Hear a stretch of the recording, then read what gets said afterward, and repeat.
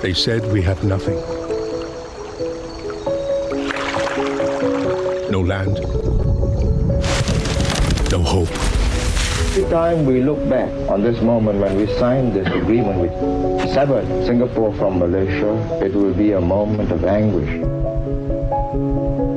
They said we couldn't survive. They said we have no labor, no skill, no infrastructure. Create the world's best airline? They said no way.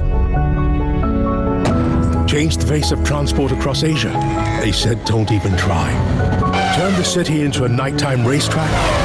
Engineer a plaster that heals artery walls? That's impossible. $1 billion brand for gamers? Lead the world in martial arts? They said it was impossible.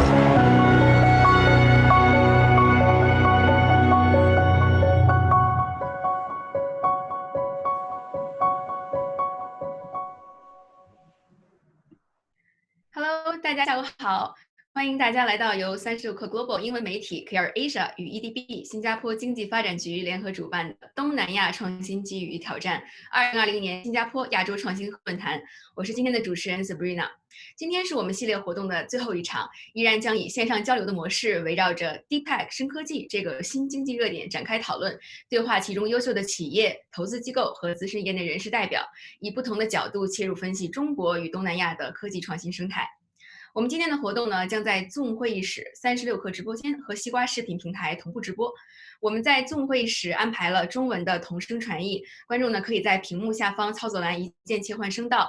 36氪直播间和西瓜视频的观众呢，将会听到中文同声传译版本。如果希望听到原音重现，可以关注我们36氪出海的公众号，回复今天的主题“深科技”，我们这边会有小助手帮助到您，为您推送 Zoom 的链接。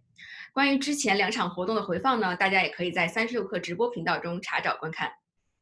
深科技 Deep Tech 这个概念呢，在中西方文化中并没有一个统一的定义。一般来说，我们认为深科技是一种对人类社会的发展和进步具有重大影响的前沿科学技术，是基于科学的新发现或者创造而产生的颠覆性科技。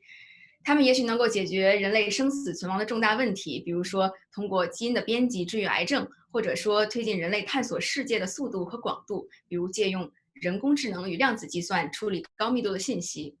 我们这次活动的主办方新加坡经济发展局 EDB 是隶属于新加坡贸易与工业部的政府机构，负责规划战略，致力于加强新加坡作为全球商业创新和人才中心的地位。作为新加坡的投资促进机构 ，EDB 在全球中的主要市场都设有办事处，这其中就包括中国的北京、上海和广州，协助企业深入了解新加坡的经商环境，帮助他们落地发展。作为世界上最具创新力的城市之一，新加坡拥有由众多企业和机构组成的多元生态系统，致力于用全新的方式解决当今世界上最具有挑战性的问题。今天我们非常的荣幸邀请到了 EDB 新加坡经济发展局的副执行官欧艳梅女士为我们开场。We are very pleased to have Ms. Melissa Au open the final track on Deep Tech of the Singapore Asia Innovation Partnership Forum. Ms. Au is the Executive Vice President of the Singapore Economic Development Board, and she currently oversees the board's global customer experience, marketing, and investment facilitation function. Hi. Thank you, Sabrina, for the introduction. Thank you. It's my pleasure to be here today. How are you today? I'm good. Thank you. So for the first 2 tracks of the forum in September, we heard from speakers on the themes of smart cities and fintech, respectively. And we also learned how technology can improve the way we live, and also how it can redefine finance. Today, we're going to focus on the deep tech. It's a pretty generic term for technologies such as artificial intelligence, robotics, advanced material science, biotechnology, and so on. I wonder, from EDB's perspective, what are some of the key features of deep tech companies? Maybe let me begin by sharing 3 observations about deep tech companies. Typically, a deep tech firm, we would say, is founded on a novel technology that is developed by its core team, which mainly comprises scientists and engineers who possess the necessary expertise and know-how to wield that particular technology. And I believe it is the combination of these two aspects: one, a novel and patented technology, and two, scientific talent, which forms the backbone of any deep tech firm. So for example, IDA Technologies, a local deep tech startup in Singapore that offers machine learning solutions for the banking and insurance industry, was actually founded by data scientists from one of Singapore's research institutes. And close to about 70% of the firm's employees have a PhD. I would say aside from technology and also talent, the process of commercializing deep tech products, which is moving from basic science to its application in actual use cases, is often lengthy and expensive. It is estimated that even at probably the Series A investment round, a deep tech startup requires 2 to 3 times more than what a general tech startup would need in order to expand and scale its operations. Now, these observations have helped to inform EDB's views that deep tech firms are actually most likely to thrive in an ecosystem that offers them robust support, I would say, in 3 areas. The first is really in terms of universities and research institutes with strong R&D capabilities. The second is a wide base of scientific talent and a community of investors who are willing to take on the risk of the long and uncertain commercialization process. Thank you so much. So as you just shared with us, like, it seems like we are on a mission to empower the deep tech entrepreneurship and transfer their science and technology from the lab to the market. Also, to follow the deep tech startup phase hurdles and deliberate efforts have to be put in place in order to create an ecosystem that can help support and sustain their growth. Like on the policy side, could you elaborate on what is the government approach toward catalyzing an increase in the number of deep tech companies in Singapore?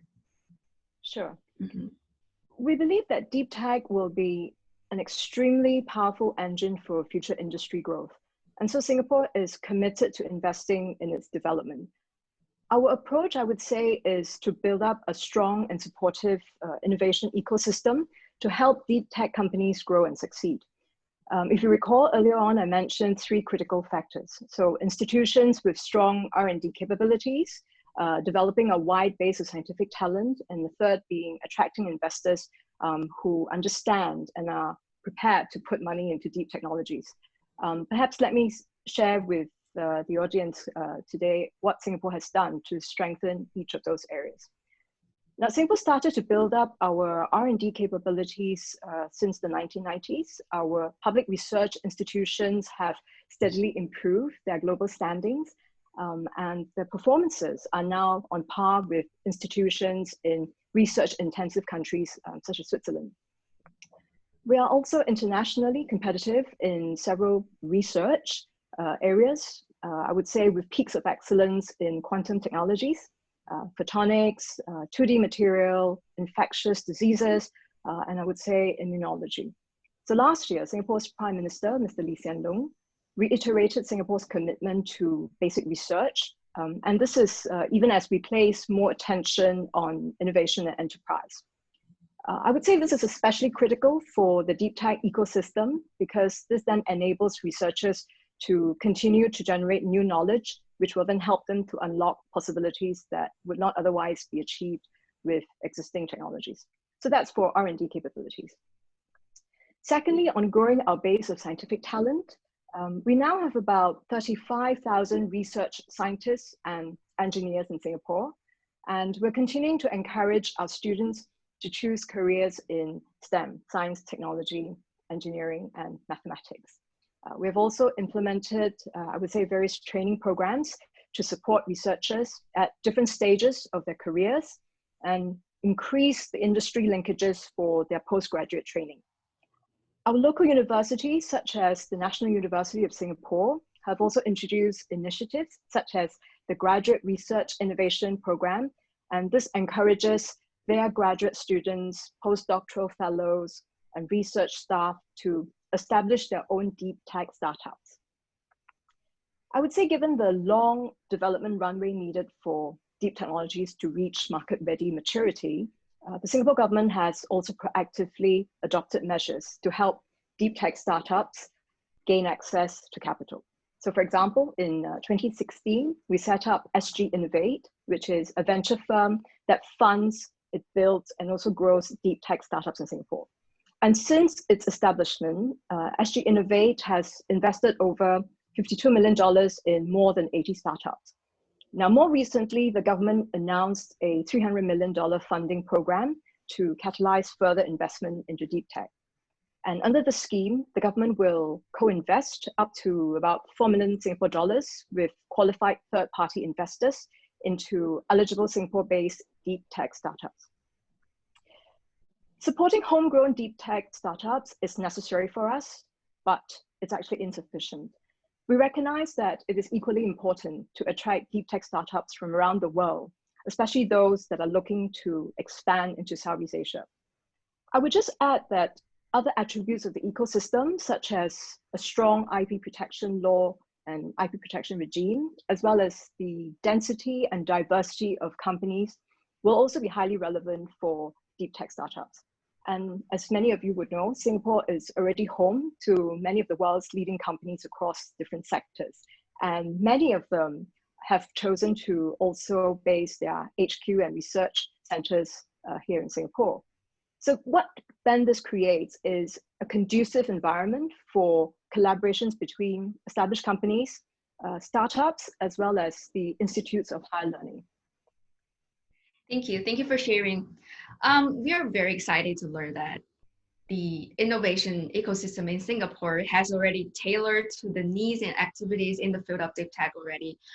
The last two sessions on smart cities and fintech had attracted more than like 200,000 views from China, which indicates a strong interest from companies and startups in China about Southeast Asia and more especially in Singapore. So as a lead investment promotional agency in Singapore, what would you want to highlight to the deep tech companies and startups that are planning to expand into the Southeast Asia? Well, I would say the deep tech ecosystem is still very nascent in Southeast Asia, and the market is fairly similar to what we saw in China perhaps about 10 years ago, where you see most companies in this region right now being very focused on I would say digitalization and leveraging existing technologies to execute business model innovation. However, as what we've also observed in China in the last decade, more and more companies are likely to invest in upstream R&D, and this is really in search of scientific breakthroughs to ensure that they stay competitive and ahead of the competition. There are already some very early signs that point to this shift. So, for example, if you look at some of the statistics, investment in the early stage deep tech startups grew by about 25% in the span of 1 year between 2018 and 2019. And of course, who can get away without mentioning COVID-19? And COVID-19 certainly has accelerated the pace of digital transformation. Companies across different sectors have found themselves having to stand up solutions to meet many of the new demands that are made of them. And surprisingly, many of them have been able to do this much more quickly than they would have thought possible before the crisis. So the way I see it, the growing appetite for among companies to secure new capabilities in Southeast Asia actually presents, I would say, immense opportunities for deep tech startups. So for example, AI, I think is expected to add something like US $1 trillion to Southeast Asia's GDP by 2030. And so alongside that, enabling infrastructure such as, say, 5G networks in the region will further accelerate the adoption of AI among companies into their core business functions, right? So everything ranging from sales and marketing to their supply chain management. And so for any deep tech startups taking part in today's forum that are interested to expand in Southeast Asia, I would say come and speak to the EDB. In China, we have offices in Beijing, Shanghai, and Guangzhou. The EDB is a close business partner to our companies based here. We know that companies face constant challenges, such as having to navigate in very different regulatory landscapes, as well as constantly having to meet evolving consumer needs and expectations. We're here to support companies based in Singapore and also companies looking to set up here to grow their businesses and to succeed in the region. So perhaps let me provide an example of what I mean by support. We know that companies are increasingly looking to leverage external capabilities to complement in-house efforts to build sophisticated and technologically advanced solutions. Given this, the EDB is actually working with other government agencies to catalyze open innovation by facilitating and forging more partnerships between large companies with technology needs, with the local startup ecosystem, and of course, our research institutions. So actually today's Singapore Asia Innovation Partnership Forum is probably another good example of how EDB helps to connect companies with overseas resources and partners. Thank you so much, Ms. Au. It has been a pleasure to have you with us to share EDB's view about what is deep tech and how Singapore seeks to create an enabling environment for deep tech companies and also the opportunities in Southeast Asia. Thank you so much. Thank you, Sabrina. This is the first time that we are organizing the Singapore Asia Innovation Partnership Forum. And as we conclude with the last of this three-part program, I wish to thank our co-organizers, 36KR and KR Asia, in partnering with us to create this platform to connect companies in Singapore and China. And please allow me to express my appreciation to all the speakers who have been so generous in giving up their time to share their insights by participating in this forum. Lastly, I hope that this forum will be a meaningful and fulfilling experience for everyone. Have a great afternoon. Thank you so much. And also thanks for all the supports from EDB. 非常感谢欧女士，也再次感谢 EDB 对我们这次活动的鼎力支持，非常感谢大家。阿里研究院呢，成立于2007年，是国内互联网企业中第一家研究智库。在过去的12、13年间，阿里研究院见证、参与和推动了数字经济的发展，已经成为呢国内外数字经济和数字治理研究领域最具有广泛影响力的企业智库。依托着阿里巴巴集团的海量数据和案例，阿里研究院致力于洞察新知，共创未来。今天我们非常荣幸地邀请到了阿里研究院的首席工程师马斌先生，为我们分享创新科技探索的洞见。你好，马先生。好的。你好。那我就开始。好，谢谢 Sabrina。大家下午好，很荣幸能够在这里分享阿里巴巴在人工智能方向的一些进展，以及在新加坡研发中心的研究合作和人才培养方面的一些经验。在演讲题目中呢，我也使用了2个流行的词汇：出海和共赢。请翻到下一页。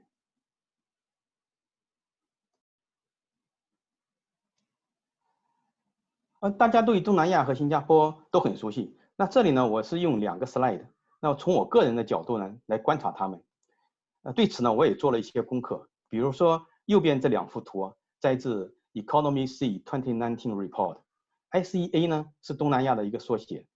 东南亚我们都知道是一个举足轻重的新兴经济体，有6.5亿人口。那右边的第一个图呢，就显示这6个国家的人口。在2015年到2019年期间呢，互联网用户增加了1亿，达到3.6亿。它也是一带一路重心的所在。今年呢，也成为中国的第1大贸易伙伴。它的人口很年轻。那在右边的第2个图里呢，我们可以看到，东南亚65岁以上的人口呢，只占7%。那中国呢有11%，美国15%，日本更大28%。东南亚的国家也像中国一样，快速的城市化、工业化，越来越多的教育机会。那各个国家呢，也正在持续促进数字经济的发展，向互联网经济转型。那预计呢，2025年互联网经济的规模会达到3000亿美元。东南亚也是一个多元种族、多元文化的社会，也有30-40千万华人华侨。Next slide, please.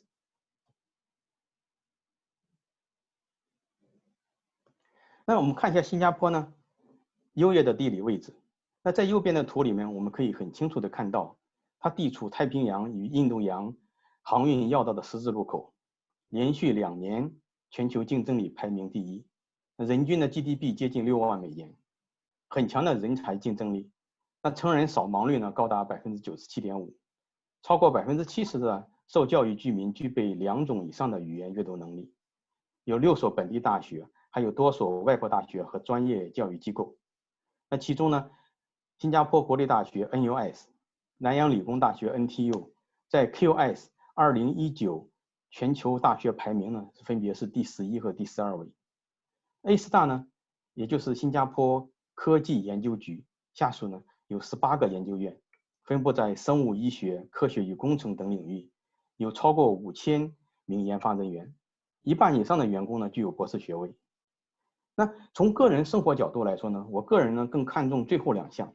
那基础教育呢，在2018年排名第1，学校里实行双语和母语的双语教育，英语和母语的双语教育。比如我有2个小孩，他们在学校里说英文，那回家呢与我和我太太呢讲中文，他们之间说话呢有时中文，有时英文。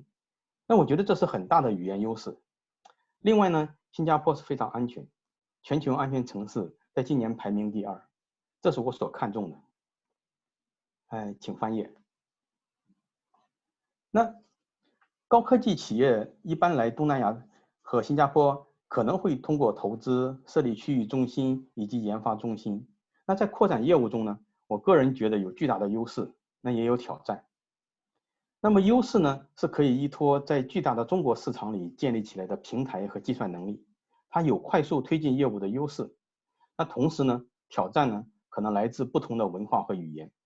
那还是说回这个语言，那我在加入阿里巴巴之前是在新加坡 A Star 的一个研究院工作多年。那我的团队成员呢也来自将近10个国家和地区，虽然大家的语言能力不同，口音不同，但都把英语作为工作语言，还没有觉得语言是很大的问题。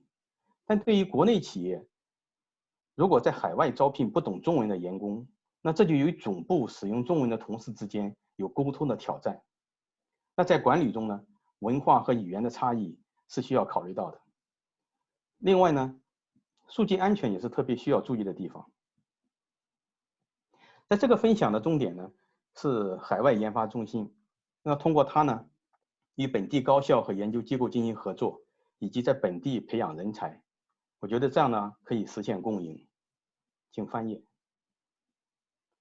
下面我会介绍阿里研发团队一个重要的部门——机器智能技术。那我们在新加坡的研发中心就是出于这个部门。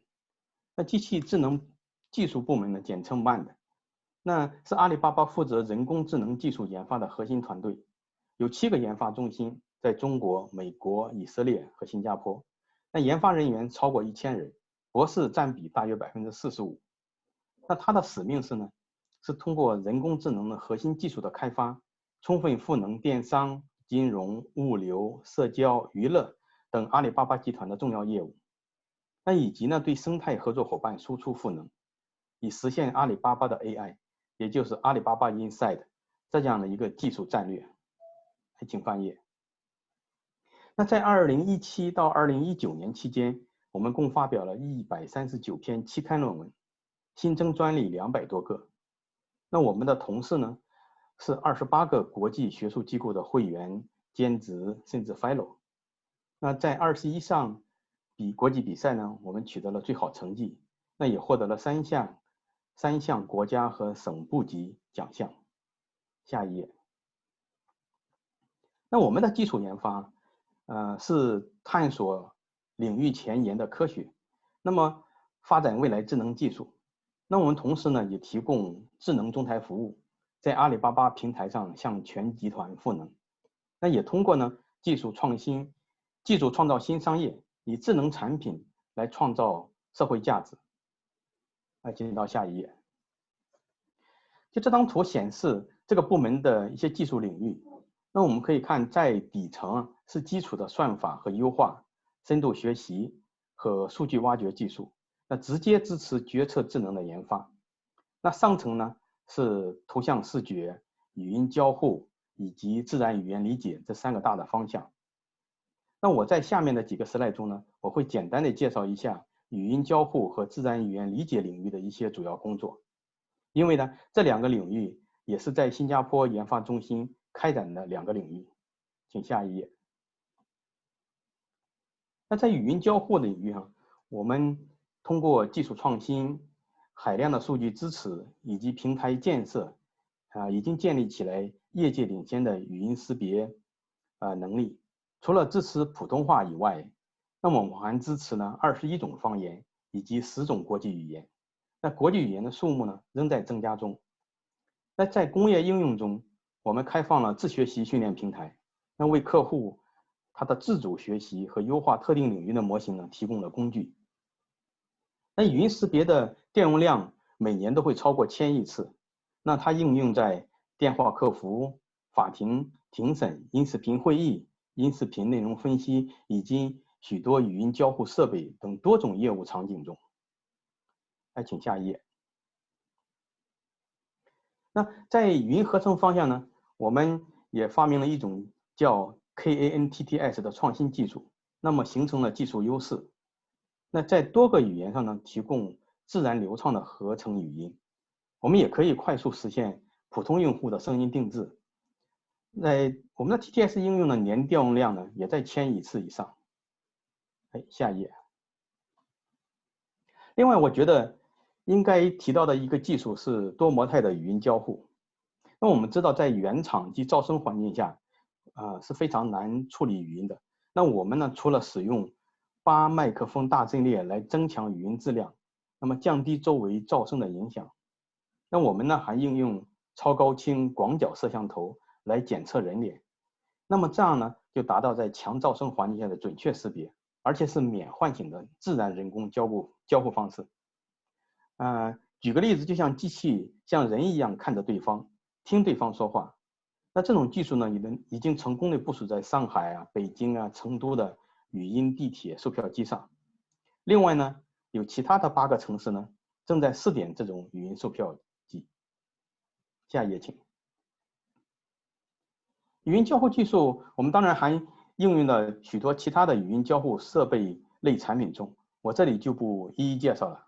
请翻页。那再来看一下自然语言理解领域，我想专门讲一下机器翻译和机器阅读这2个题目。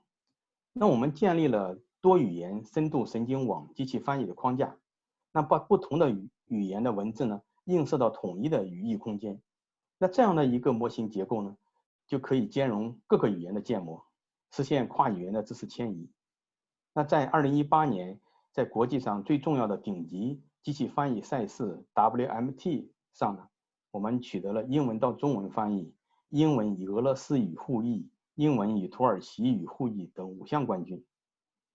那说到机器阅读呢，它是根据问题和答案的语义表示呢，在文档文件中自动寻找问题答案。那我们在斯坦福大学组织的机器阅读理解数据库上，阿里团队在2018年单文档阅读理解的表现呢，首次超过了人类水平。那2019年呢，我们又在多文档阅读理解上取得了好成绩。那这里需要说明的是，这是在特定领域的数据库上进行的，并不是说任何情况下机器都可以超过人类。不过我觉得仍然是相当令人鼓舞的成绩。请下一页。那客服行业呢，又是一个应用 AI 技术，包括语音技术和自然语言理解技术的场景。那语音识别呢，将用户的声音转成文字；那自然语言理解呢，分析用户的问题。那系统呢，就可以推送解决方案。那客服机器人、智能导航、智能质检等技术呢，可以让传统的人工客服场景、交互方式和业务洞察呢，可以全面升级。那我们在支付宝的95188电话客服呢，也升级为智能客服，节省了大量的人力。尤其是在双11期间，客服电话数量非常庞大。那我们使用智能客服，并且达到了97%的自助率。请翻页。那我们在自然语言理解领域一个新的尝试呢，是智能司法解决方案。目的呢是以多模态 AI 的算法和行业知识呢来打造公检法司行业的 AI 产品，那让 AI 技术呢赋能这些行业，这就涉及到多个 AI 能力，包括自然语言理解、知识图谱的建设、视觉技术、语音技术以及 OCR。那我们希望呢，在智能审判、通用司法产品、司法 QA 机器人、地质解析以及案件图谱等领域呢，提供强大的 AI 能力。来，请翻页。那现在我介绍一下我们在新加坡的研发和合作。那考虑到语音和自然语言理解是人工智能中最重要的领域之一，那是人机沟通与理解的基本技术，也与阿里巴巴的业务紧密相关。所以我们在新加坡成立研发中心时，首先确定了2个领域为主要方向，就这2个领域，而且特别注重东南亚语言的处理。那我们除了自建研发中心以外呢，还与本地大学合作，比如与南洋理工大学，也就是 NTU 成立了联合研究院，那结合研究与产业的需求，那也整合双方的优势资源。那我们后来又进一步在 EDB 的资助下，那与更多的新加坡大学建立联合博士培养计划，培养本地研究人才，那也为了阿里巴巴长远的研发储备后备力量。请翻页。在新加坡研发中心，我们在语音领域的研究方向有多语言的语音识别和语音合成，还有跨语言的语音转换。它是将声音从一个人转换成另外一个人，而且是跨语言。我们在语音增强方向的重点呢，是提升音视频会议系统的音质，给用户带来高质量语音的新体感。那语音对话呢，是人机交互的一个重要手段。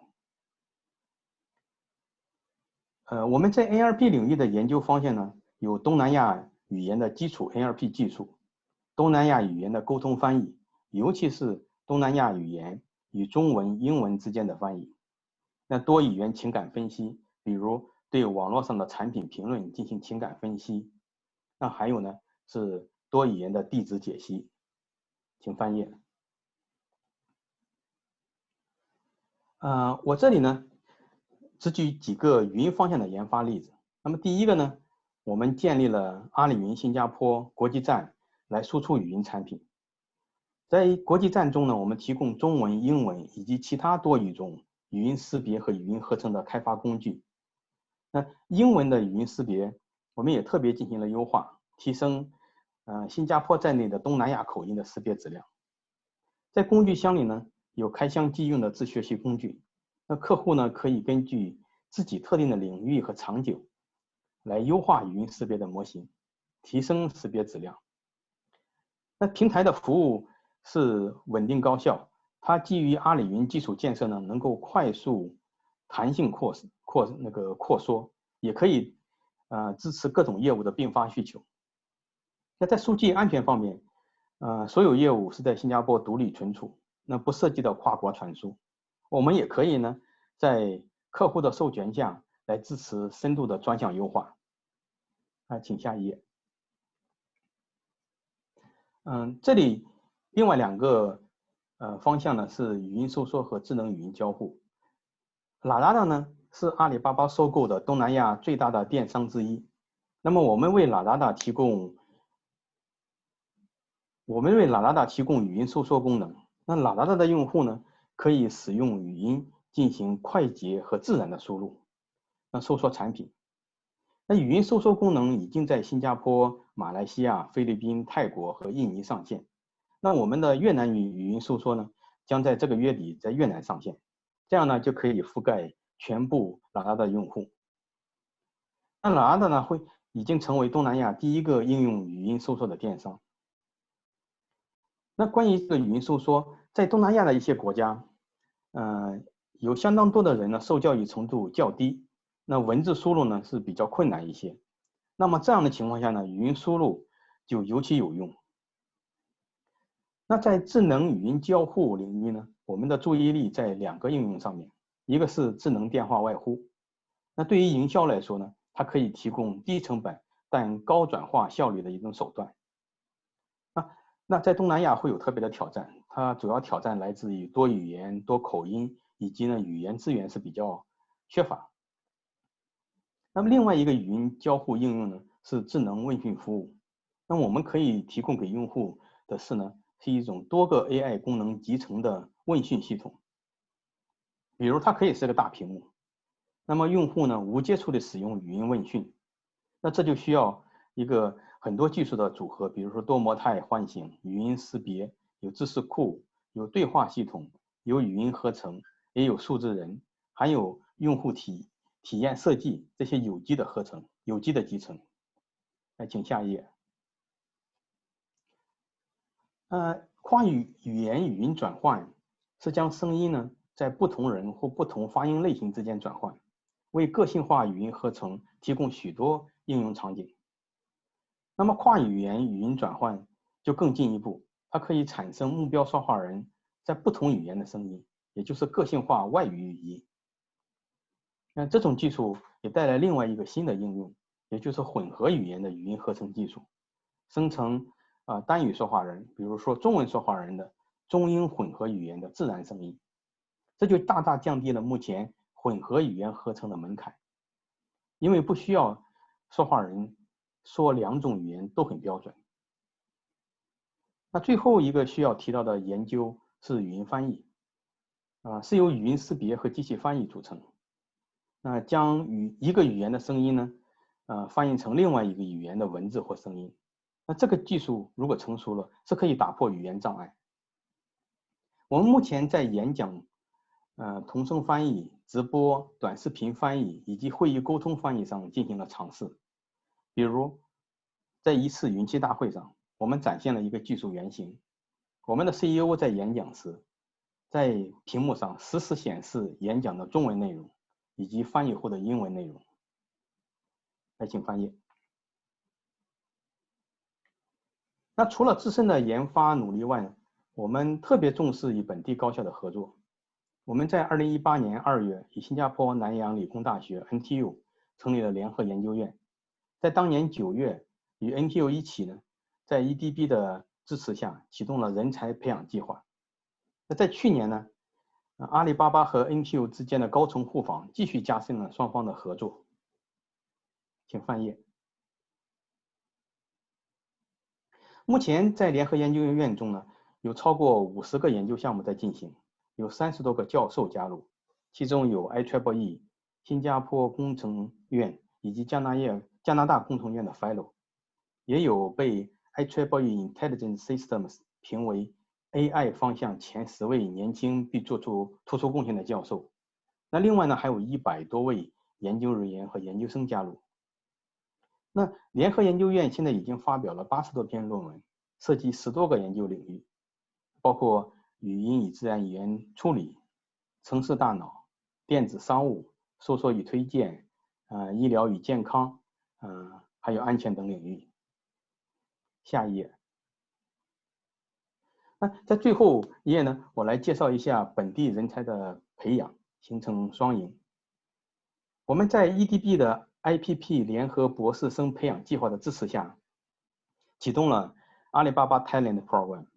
那么大力呢与新加坡大学，包括 NTU、NUS 以及其他大学合作，培养本地人才。那我们招收优秀研究人才的计划反应非常热烈。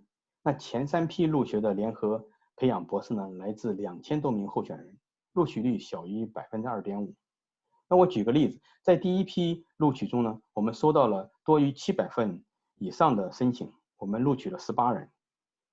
那 IPP 报名呢，必须是新加坡公民和永久居民。我们现在录取的学生背景有多元，有华族、有马来族，还有印度族的学生，他们的学习成绩非常突出，比如有李光耀金牌奖的得主，以及大学学院优秀学生获奖得者。到目前为止呢，很多学生已经显露出很强的科研能力，比如今年新加坡研发中心的 IPP 博士生投稿了6篇EMNLP 会议，是 NLP 方向的顶会，全部被录取。那另外呢，一位IPP 学生呢投稿了3篇语音方向的顶会 interspeech， 那也全部被录取。我们对他们的进步还是感到非常高兴的。请下一页。那我的分享就结束了，感谢大家。将时间交还给主持人了。好，非常感谢马斌先生的分享，谢谢。从生物科技到机器人，再到人工智能，科技的广度和深度都在全面的扩张。深科技受到的关注和吸引的资金正在经历爆发式的增长，投资者不断的加大对原创科技企业投资。从投资的金额来看，在亚洲已经超过了以市场应用开发为主的企业。这时，当技术的门槛不断的降低，可用的资金日益充足，我们已然处于下一波变革的临界点。我们应该如何推进深科技的研究？如何将其推向市场，并让资本与之结合呢？下面让我们切换投资人的视角，关注深科技在东南亚的发展趋势以及当前阶段的投资策略。下面的对话将由 Care Asia MD Robin 主持。Hello, Robin. Hey, hello. Thanks, Sabrina. I'm gonna hand over the time to you. All right, thank you very much. Good afternoon, everyone. Thanks for joining us today. I'm Robin from Care Asia, and I'm very honored to have on this panel 2 leading investors from Singapore and China. We have Mr. Paul Santos, Managing Partner at Wavemaker Partners, Southeast Asia's go-to seed stage VC for enterprise and deep tech, with over 100 investments in the space. We also have Mr. Yipin, founding partner at Yunqi Partners, founded in 2014, and has been successfully partnering with tech entrepreneurs to make an impact on the tech landscape in China. Hi, Paul. Hi, Yipin. Hello, hello. Hi, hi. Oh, hi. Hi, Paul. I don't see Yipin yet. So while Yipin is getting online, perhaps we could start with you sharing a bit more about Wavemaker Partners to our audience, and how do you approach your investments? Yeah, thanks. So we're early stage investors, and yeah, sorry, I think there was a little bit of an echo. It's fine. So we're early stage investors. We invest primarily in enterprise and deep tech startups here in Southeast Asia. So we've been investing since 2012. Mm-hmm. To give some perspective, we've made about 136 investments since 2012, since we're seed stage investors. 116 of them are in B2B and deep tech. So that's about 85% of our portfolio. So I don't know of any other VC in the region who's as committed to B2B and deep tech as we are, from both, I guess, the number of investments and percentage of portfolio in it. And we invest in, these B2B and deep tech companies with a view of, it's either Southeast Asia startups for Southeast Asia, or Southeast Asia startups for the world. Mm-hmm. And I think this is a little more possible with B2B and deep tech than it might be for consumer stuff. Understand. So we're on our 3rd fund. Our last fund was a 3rd fund is about 111 mil. So we have about 180 million in AUM, again, focused on the space. And we try to invest early and then try to continue to be helpful and supportive to our startups as they grow. Very solid. Any particular reason why you're focusing on B2B and deep tech startups? Yeah. There's a few reasons. So one of our, I guess, investment thesis is around, opportunity equals value less perception, right? And I guess in Southeast Asia, consumer startups are a little more popular, and everybody likes to invest in those. And the perceived value that the perception that you can invest in interesting B2B and deep tech companies in Southeast Asia is not as high, maybe. But where we've built our conviction is that the actual value can be high. So the difference between the perception and the value is there for an opportunity. So it's a space that we feel there's a lot of opportunity. There's probably less people interested. I know it's a little earlier and it's a little harder to do, but I guess that's why we play the venture game, right? So. Okay.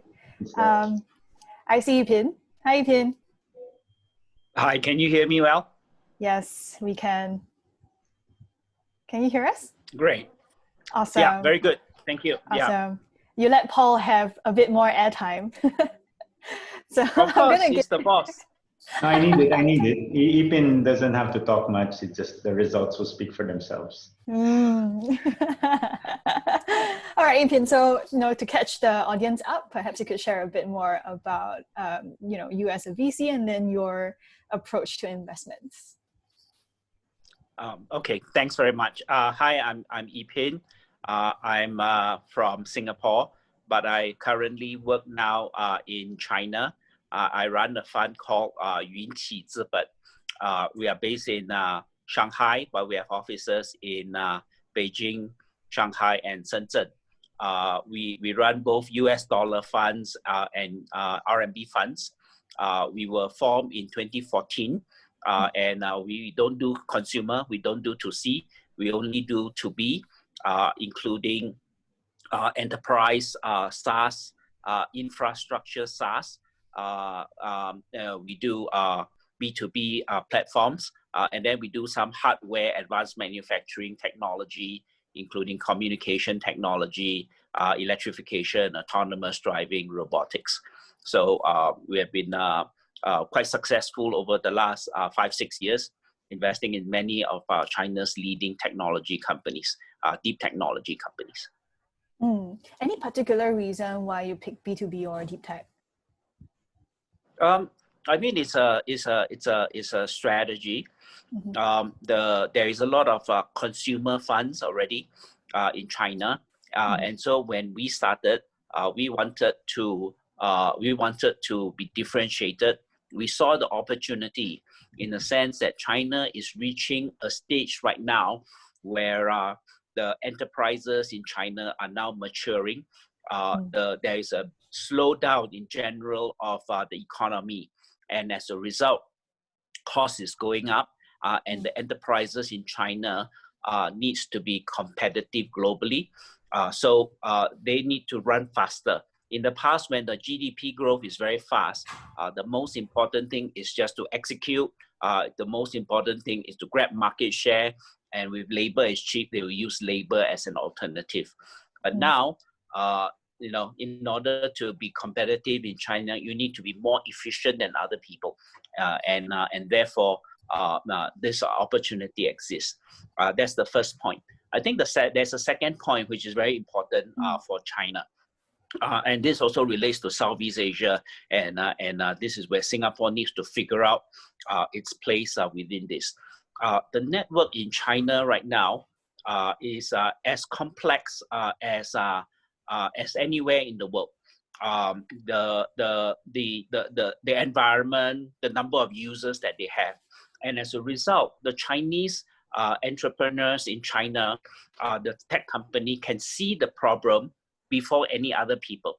And if you can see the problem, you can understand where the network is going, then there is a chance for you to innovate and figure out what's happening in the future and invent it. And in that sense, this is a real opportunity for China.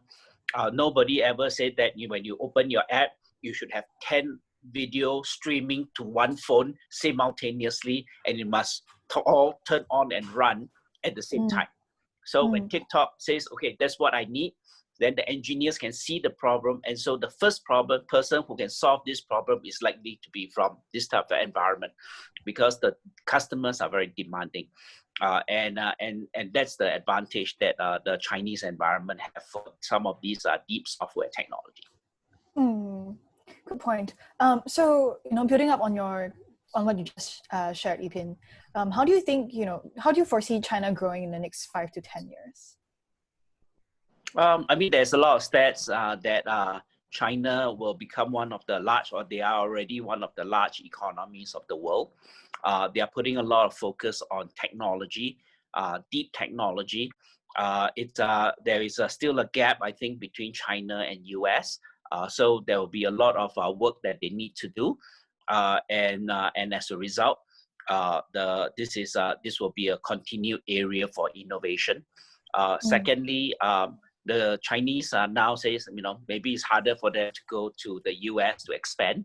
So they are putting a lot of focus on Southeast Asia as a growing market, maybe 600 to 800 million population, middle class growing very quickly. And then I guess the best example was the previous speaker, where Alibaba put their 研究院 in Singapore, and they are researching not Singapore but about all the different languages in Southeast Asia. I think that makes perfect sense. I think Singapore would have the best advantage to do that because they have the environment for it.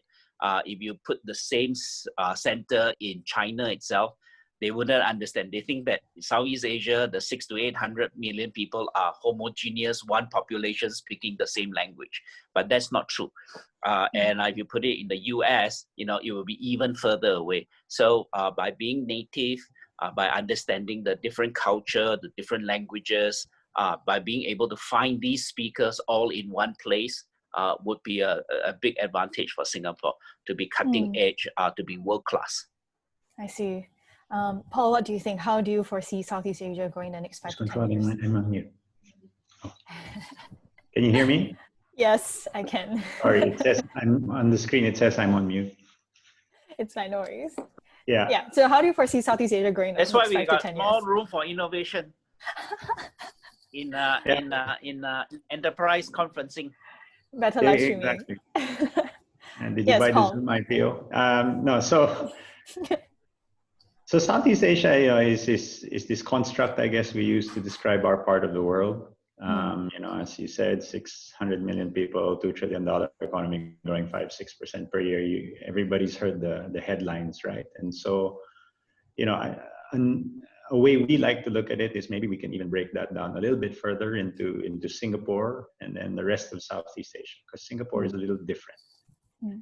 And for Singapore, we like to think about it as a place where you can really develop deep tech startups. And why it's unique is it's already third highest GDP per capita in the world, right? The population isn't really growing that fast anymore. And the government realizes this and is committed to becoming the world's first smart nation. I mean, this is the catchphrase they use. And what that simply means is they want to be a global innovation hub. And what I tell people is when Singapore puts its mind to something, you don't really want to bet against it. Maybe as early as 15, 16 years ago, Singapore wasn't even seen as a global financial hub.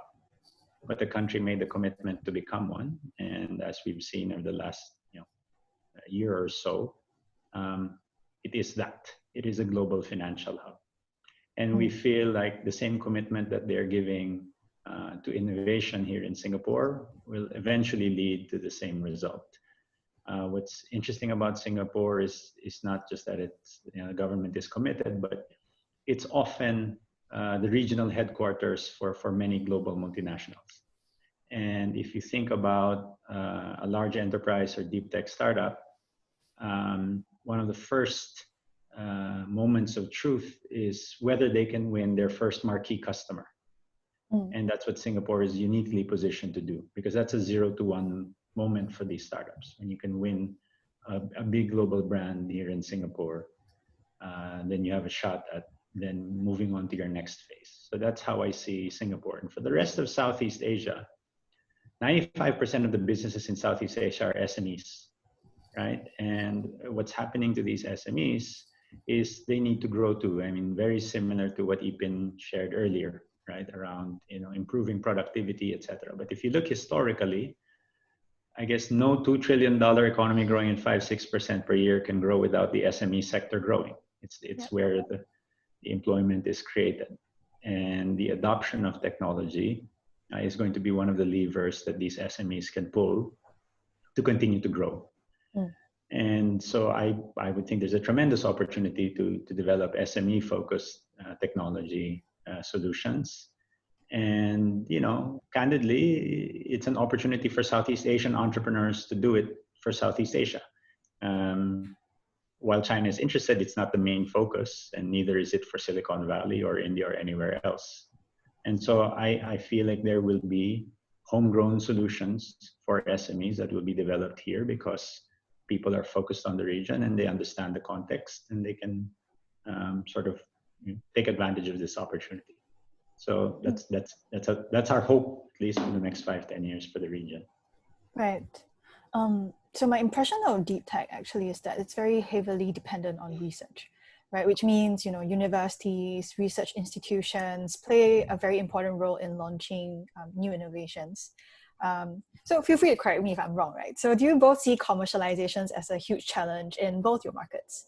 And if yes, what are some of the common pitfalls that you see? Or if not, what are some learnings that we could take from each of your markets? Perhaps we could continue with Paul first. Okay. So yes, so there's a saying, it's not always the best technology that wins, it's the one that gets most widely adopted. And so yes, commercialization is certainly a challenge, right? It's not just always about the technology, it's about how you package it into a solution that creates value for the customers. And there are two challenges that we see. So first is related to commercialization, right? So the kinds of founders that are building these kinds of startups will tend to be very smart, technically oriented people.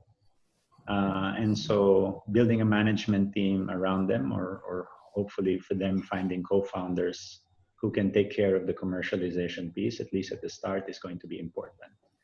And then the second piece, which is, I guess more for Singapore than China, I think China is a big enough market into itself that if you hit it, you have a market that you can take. And for Singapore-based deep tech startups, you could get your good break here in Singapore, but that's just probably step one. And so the next phase is the challenge of expanding outside Singapore.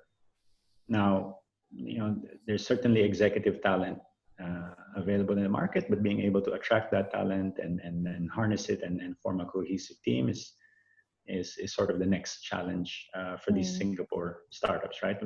We do have 90% of the Fortune 500 with offices here, and it is a good place to relocate and attract talent.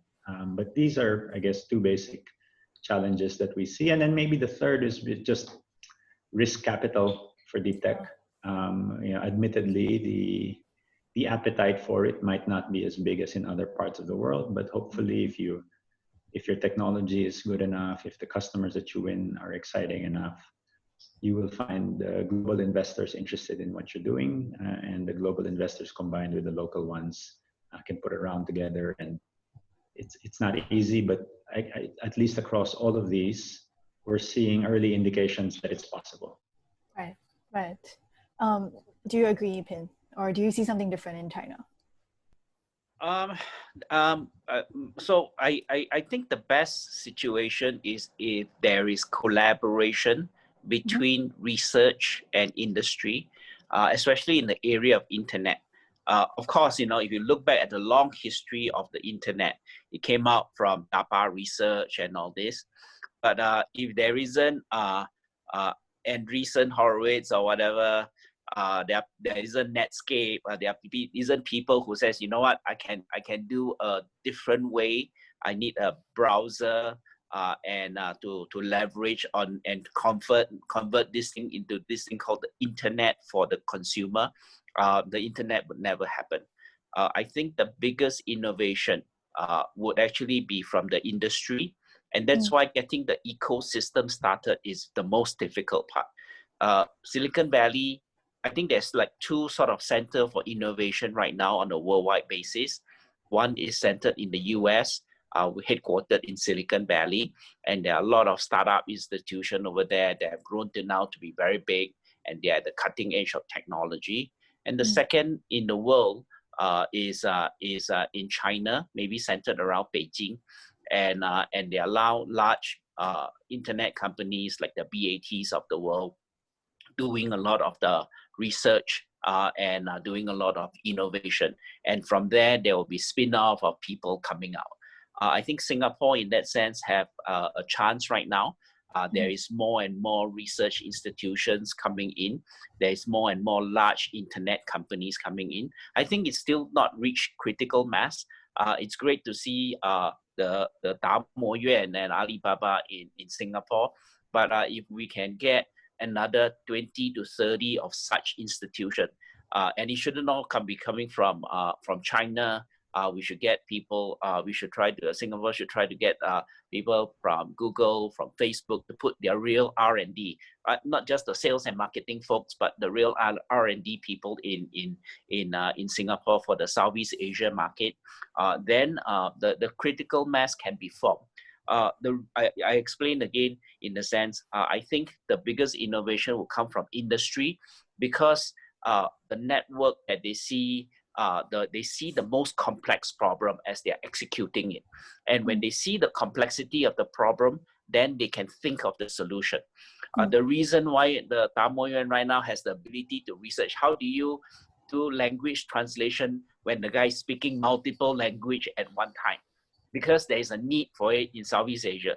If you do it in the US, you either do English and maybe Spanish or Mexican, and then that's it. In Chinese, basically, okay, now China, you just speak Chinese and you get by. But there is a very little situation where you have to put in the Malay, the Hokkien, the English all in one sentence. And when you see the problem, then the smart engineers will be able to solve it. And so I think it's always a combination of research institution and large enterprises. So you all have mentioned the institutions, the co-founders, the governments. But what about the VCs? How big is the role that VC can play in catalyzing the growth of the deep tech ecosystem? Perhaps Yipin, from you first. We all love to think that we are the most important people in the world. The truth is VCs are not important, right? VCs are vouchers. Whenever there's a good deal, there's a chance for us to make money. The capitalist will be there. Funding will be there.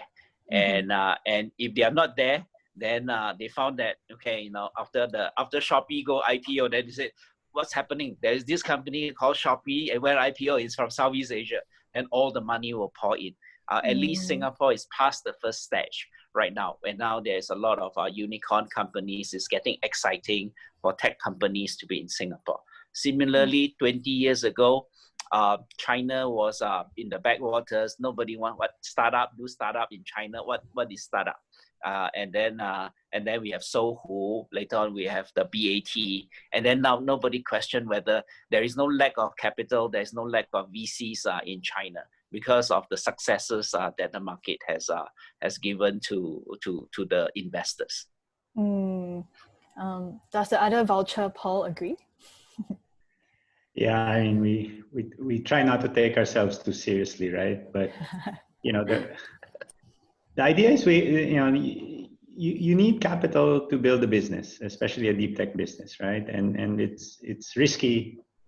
It's a risky bet, right? And not everybody wants to make this bet. And so, our role in the ecosystem is probably to take a risk that not too many people will take. Now, the trick here is you can't just be taking a risk and not creating returns for your investors, right? Yeah. And that you won't get another shot. So the risks we take, if we're right, then the reward has to be big enough.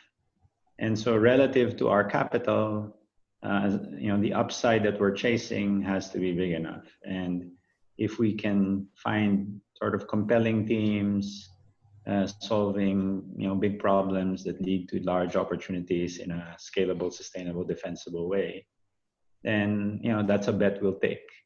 And so we know that they will do the heavy lifting, and ultimately a lot of the success or failure will be with the founding team, the management team that they build. But in some way, we'd also like to contribute, right? But even as a principle for us, we want to invest in founders who we believe will succeed with or without us, hopefully a little better with us. Understand. Well, at least they survive a bit longer with you guys. I mean, okay, so we are towards the end of the amount of time that we have for this section. So I wanted to just wrap it up with, what advice or suggestions would you give founders from the deep tech industry? perhaps from the first voucher, Yipin? Well, I mean, in China, there's a lot of innovation here. There are lots of opportunity. In fact, given the tension between US and China, I can almost say everything that you see now maybe needs to be reinvented. You see the wheel, you know what? You have a chance to reinvent it, and there will be customers in China who will buy it. The state and the state-owned enterprise have been told, please support, buy local. And that includes all the bank, all the telecom, all the telco, the power generation. Everybody says, okay, now I have to buy local. And this is at the most fundamental level. Do I need to buy Intel, AMD? Should I buy a local version of the CPU? That's how, right? Do I need to buy Windows? Should I buy something else? Do I need to buy Oracle database? Should I buy something? So it's very, very fundamental. And in that sense, there's a chance to reinvent the world for China, and the customer base is big enough for that to happen.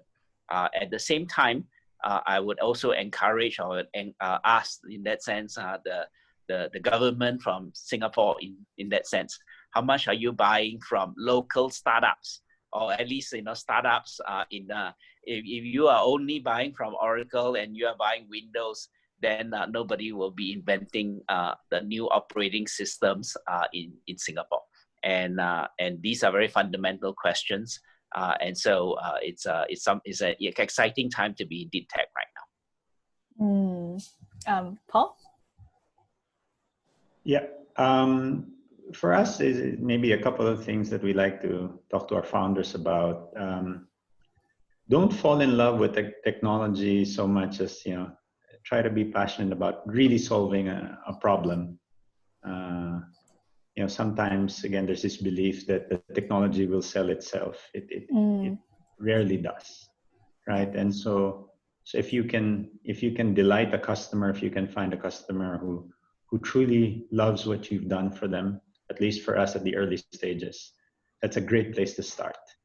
And then as you move on, I guess the second part is really don't underestimate how important it is to build a team around you, right? Again, this is, falling in love with the technology and thinking it'll sell itself, right? So we like to say that, every organization is designed to deliver the results it delivers, right? And oftentimes just to focus on the product, sometimes you forget about building your organization. If you're going to build a truly important company and take your solutions global, you will need to build an organization to help you do that. So as with every event, Paul always leaves behind quotable quotes. So to sum up our event today, so we learned there are a few takeaways that I have. So the first one is it's not the newest tech that always wins, right? It's the most used solutions that win. And that we need to also focus on finding co-founders and building a cohesive team. So especially, there's no lack of talents in the region, whether it's for expansion or to build a tech. But, the team will be the one that carries the company through. Support local, like what Yipin said. We could choose between supporting a company that's overseas or within our own home region. So I think that was a very good point. And yes, I think, if anything, thank you both so much for taking time to join us for today. I think like what Paul said at the start, deep tech is a very new, I think relatively early stage in Southeast Asia. And I do think that we have a lot to learn from what's happening in China. So I do think that this conversation will continue over alcohol. But yes, always a pleasure to talk to you both. Thank you so much.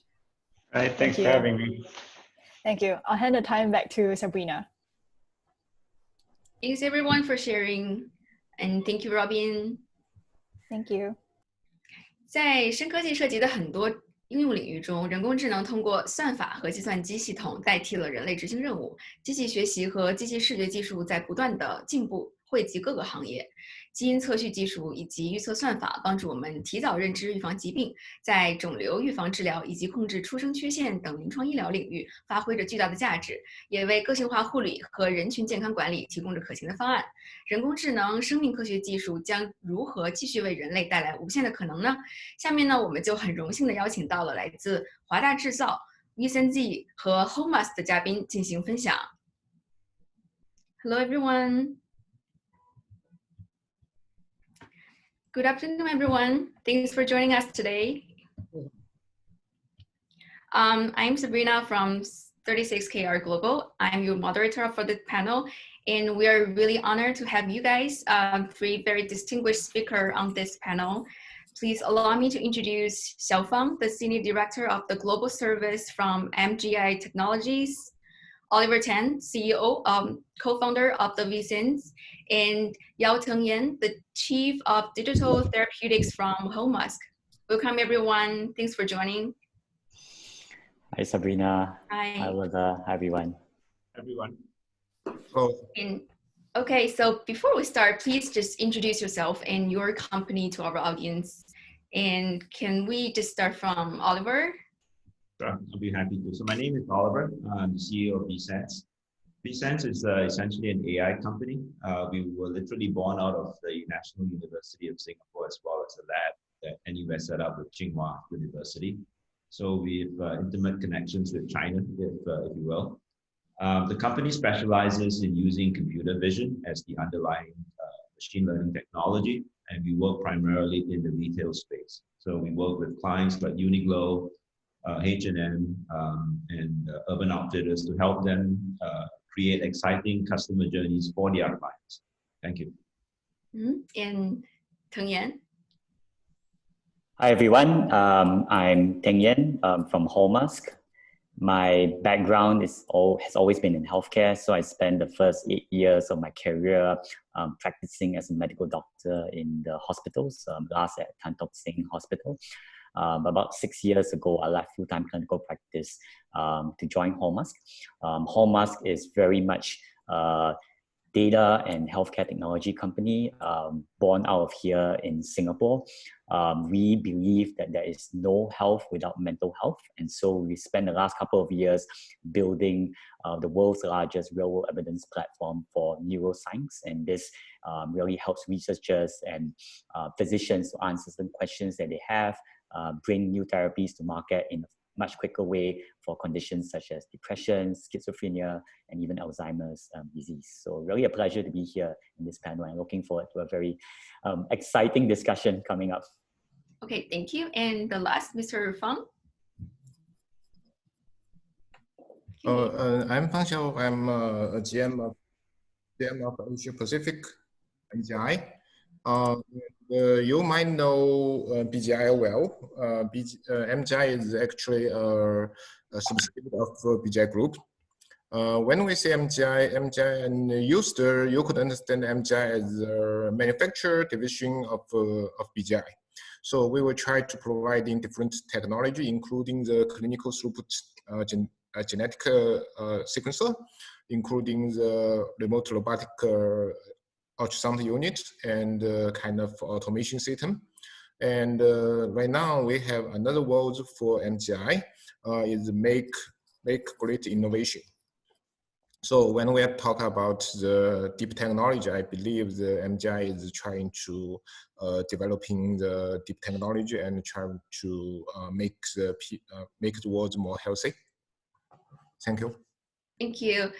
So before we just really start, let's just talk about the theme of this forum today. So what we are really talking about, or what do we mean when we talk about the term of the deep tech? Because the term has always been very abstract and pretty generic for the outsiders. So maybe from Mr. Fang, how would you interpret the term deep tech? Mr. Fang? Sorry, I believe we could define the deep technology by two words. One word is kind of innovation, and another word is discovery. And I don't want to say many words, but I could give you some kind of example. the deep technology by MGI. And we have a kind of sequencer. As many people know, MGI produces the most higher throughput unit gene sequencer all over the world.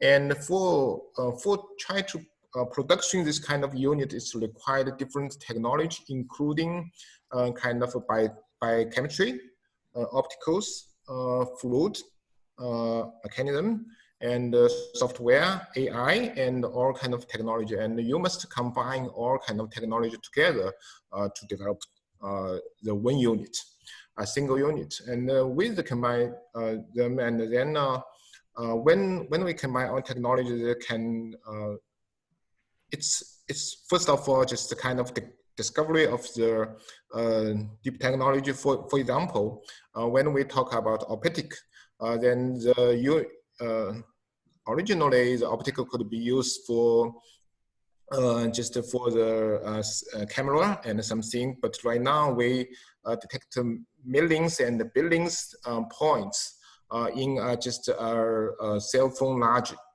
scale pad. And for another example, we have another remote ultrasound unit, which including to use kind of for robotic technology.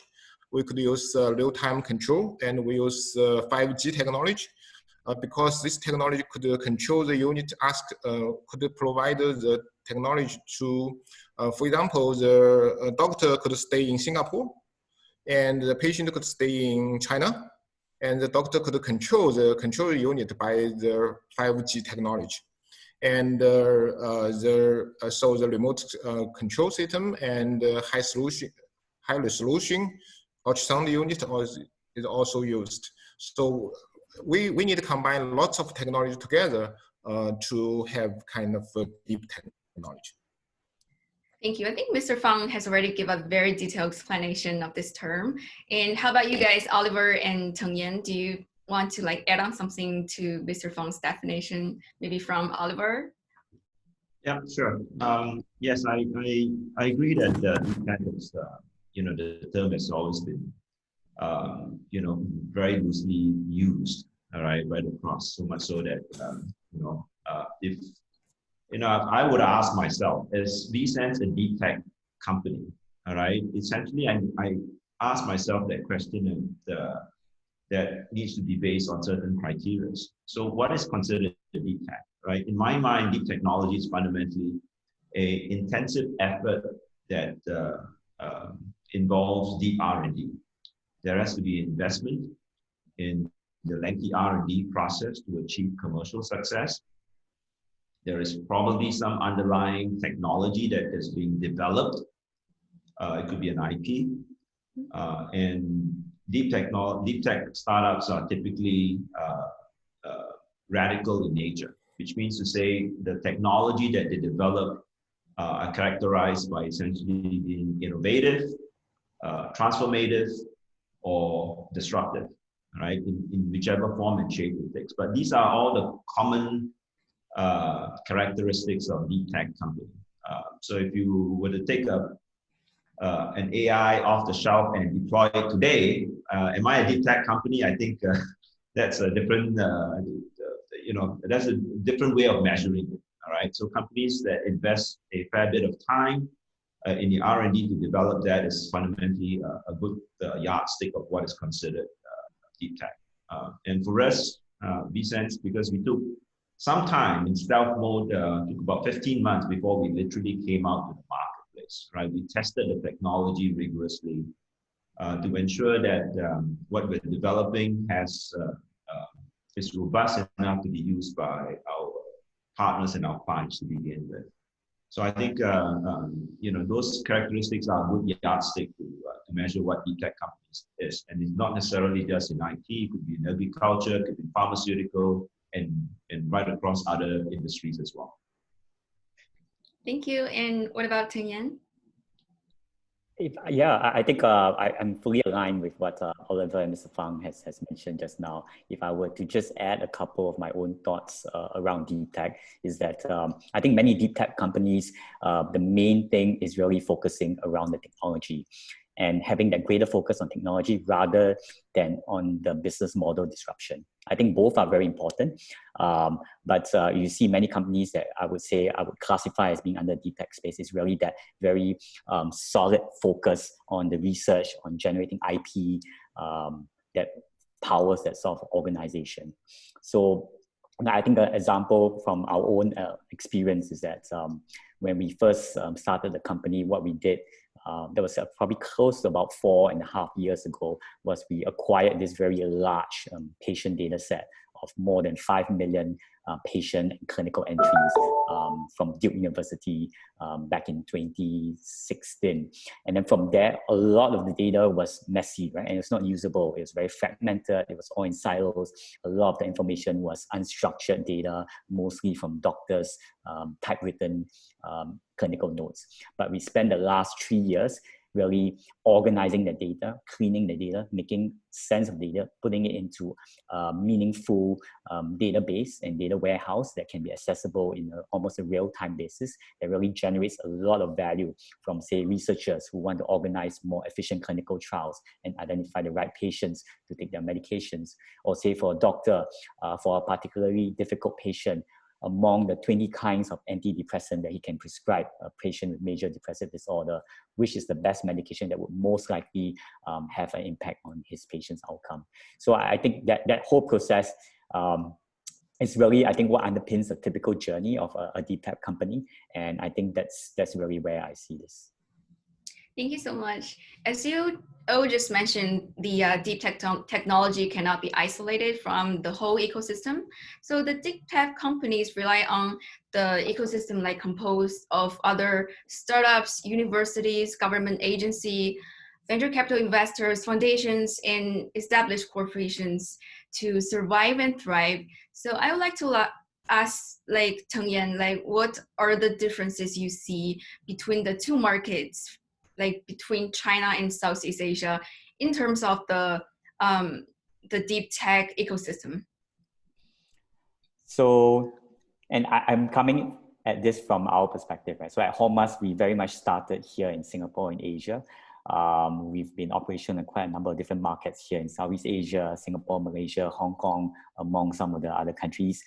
In China, we've started to go into China over the last 9 to 12 months. So we're really very new and learning a lot about China. And so just sharing from our own perspective is that within Southeast Asia, I think Southeast Asia is a very fast growing market, right? As I think the previous speakers mentioned as well, it's probably like the third most populous geographical region after India and China. The per capita income is rising very quickly. There's a much younger population in Southeast Asia compared to China. And what this means is that naturally the adoption of technology will be faster and quicker than China in its current stage. I think the main biggest difference that would be most apparent, say if you were from a Chinese company and going into Southeast Asia, is the diversity within what we would term as Southeast Asia. Every single country here, Singapore, Malaysia, Thailand, Vietnam, Indonesia, has a very different culture, different language even, different politics, different regulation. And so I think it's really very difficult to really group Southeast Asia as one single ecosystem. In fact, it's basically multiple different ecosystems that basically share a very similar kind of geography and are relatively next to each other. But like how I often like to give is like between Singapore and Indonesia, which is literally just 1 hour difference away, right? If you travel by boat or plane, it's just the entire system is just totally different, and you can see the very stark differences in terms of how it is. And what this means is that entrepreneurs trying to bring their technologies to each of these countries really have to understand the differences between each of these different countries and markets. Whereas China, I think relatively compared to Southeast Asia, is a lot more homogeneous in terms of the language and the culture, and that makes it a little bit different in terms of the problems you have to consider in tackling each of that market. Thank you. Very interesting. And Oliver, how about the ecosystem for AI companies in the two markets? What's the difference? You know, and when people ask me that question, it's a very hard one to answer. And it's hard and easy, all right? The easy part, you know, to characterize a rich ecosystem, especially in deep tech, is where there is a existence of top-class universities. There is an existence of intellectual capital, all right? And there is an existence of a large pool of deep tech talents. So if you look at Silicon Valley and China, they both have this, all right? Yet they are very, very different from each other, all right? There are common denominators that underlies sophisticated ecosystems, but there are also market differences that differentiates the both of them. So the hard question is, what are the differences? I would say that first and foremost, China itself is a country. Southeast Asia is not a country. Southeast Asia is a region. So when you're comparing a country versus a region, that is a basic difference already. So how do you even say that it is possible that Southeast Asia has its own ecosystem? The regulations are different. The AI governance are different. All right. The hiring practices are different. And you know, the intellectual capital, the VCs operate differently across different markets. It's not even right across Southeast Asia. Of course, they look at the entire consumer market. But in China itself, it's one regulation that governs everything. All right. So from a governance standpoint, from a consistency standpoint, China has that advantage of a more complete, all right, ecosystem itself.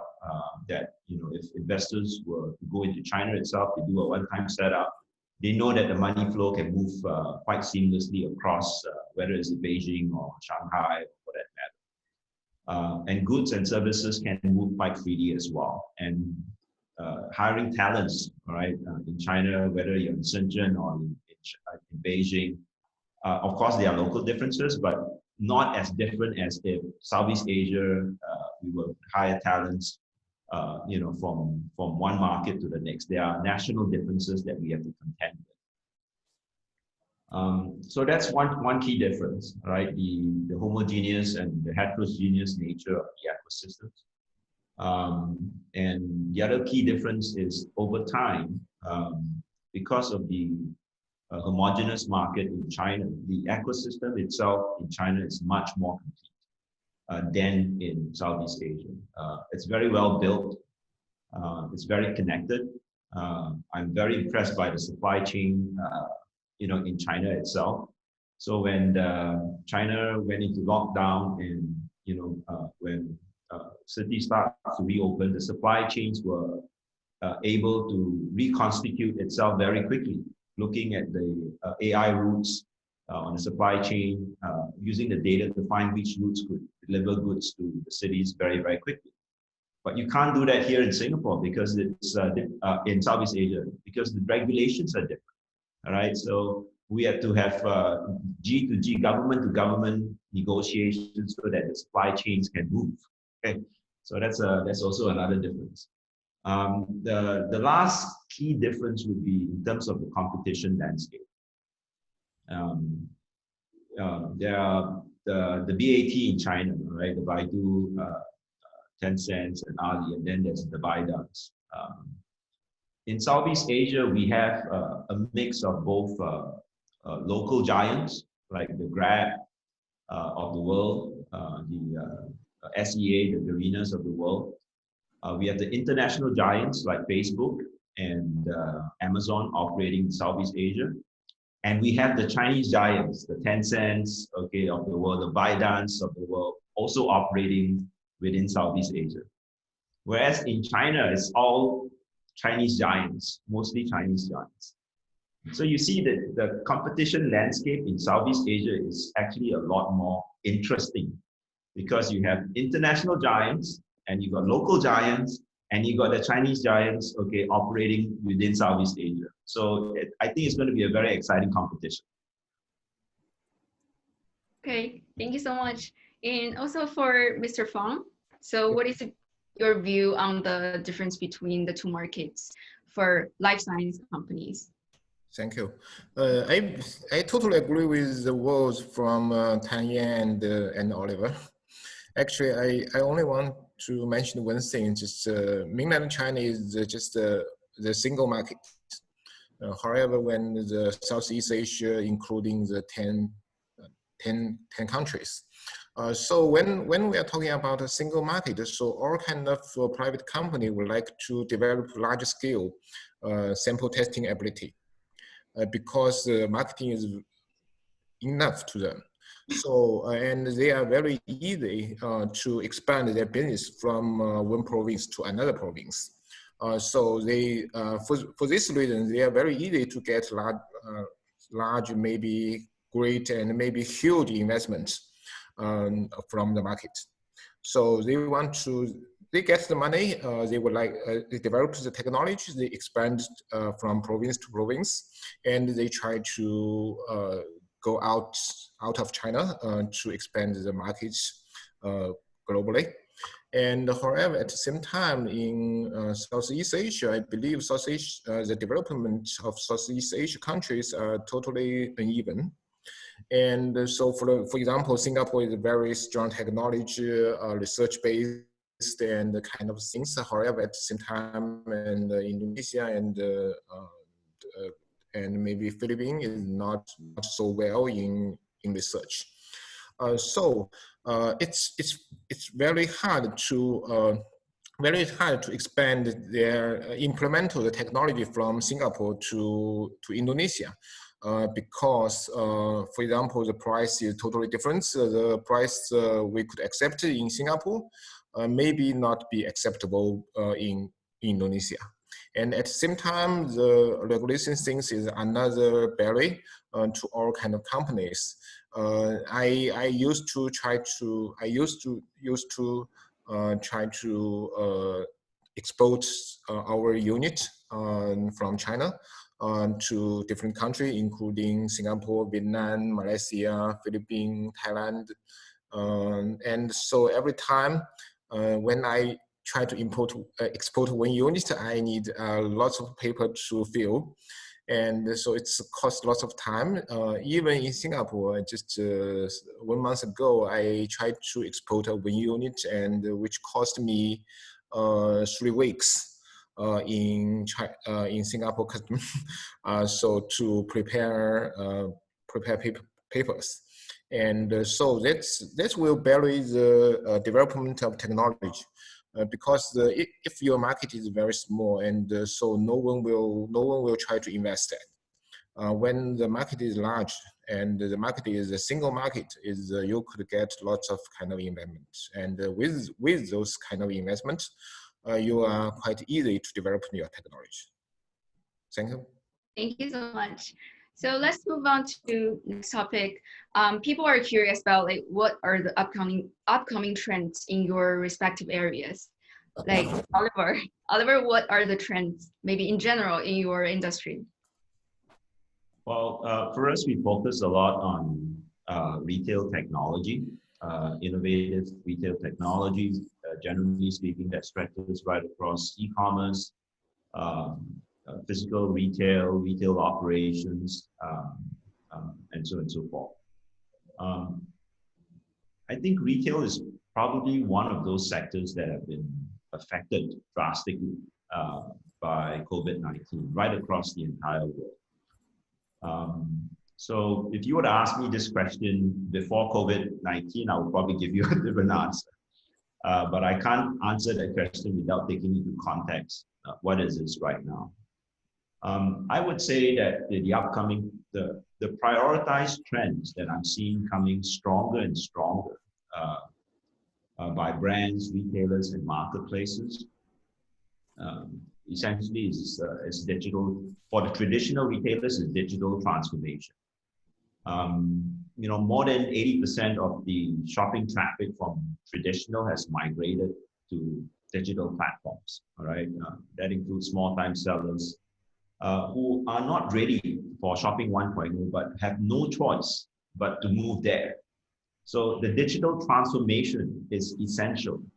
How do I bring my shop to the people instead of bringing people to my shop? That's the essential part about digital transformation. The second trend that I see is because people are moving more and more onto online, whether for product search, for transaction, and so forth, there's actually more data. All right, there's actually more data on online platforms than it ever was before, which is why if you are a data center right now, your business is booming. Okay, it's that's a lot of data that's being added on. There's Moore's law, right, in exponential data increase. And because of the explosion of data itself, the use of AI for data analytics, big data becomes more important. So in my space itself is retail intelligence that I see becoming a lot more important for the brands, the retailers, the data scientists to understand what consumers are looking for. How can we offer products better to them, all right, in the most cost-efficient and effective way? There are sellers waiting for their products to be found, except that the buyers don't know where to find them. So this is where all the big data information comes in. And alongside that, of course, you know, with the explosion of purchase on online itself, that's where the other ancillaries, technology like e-payments, security, authentication, these all get lifted up together with the tsunami wave.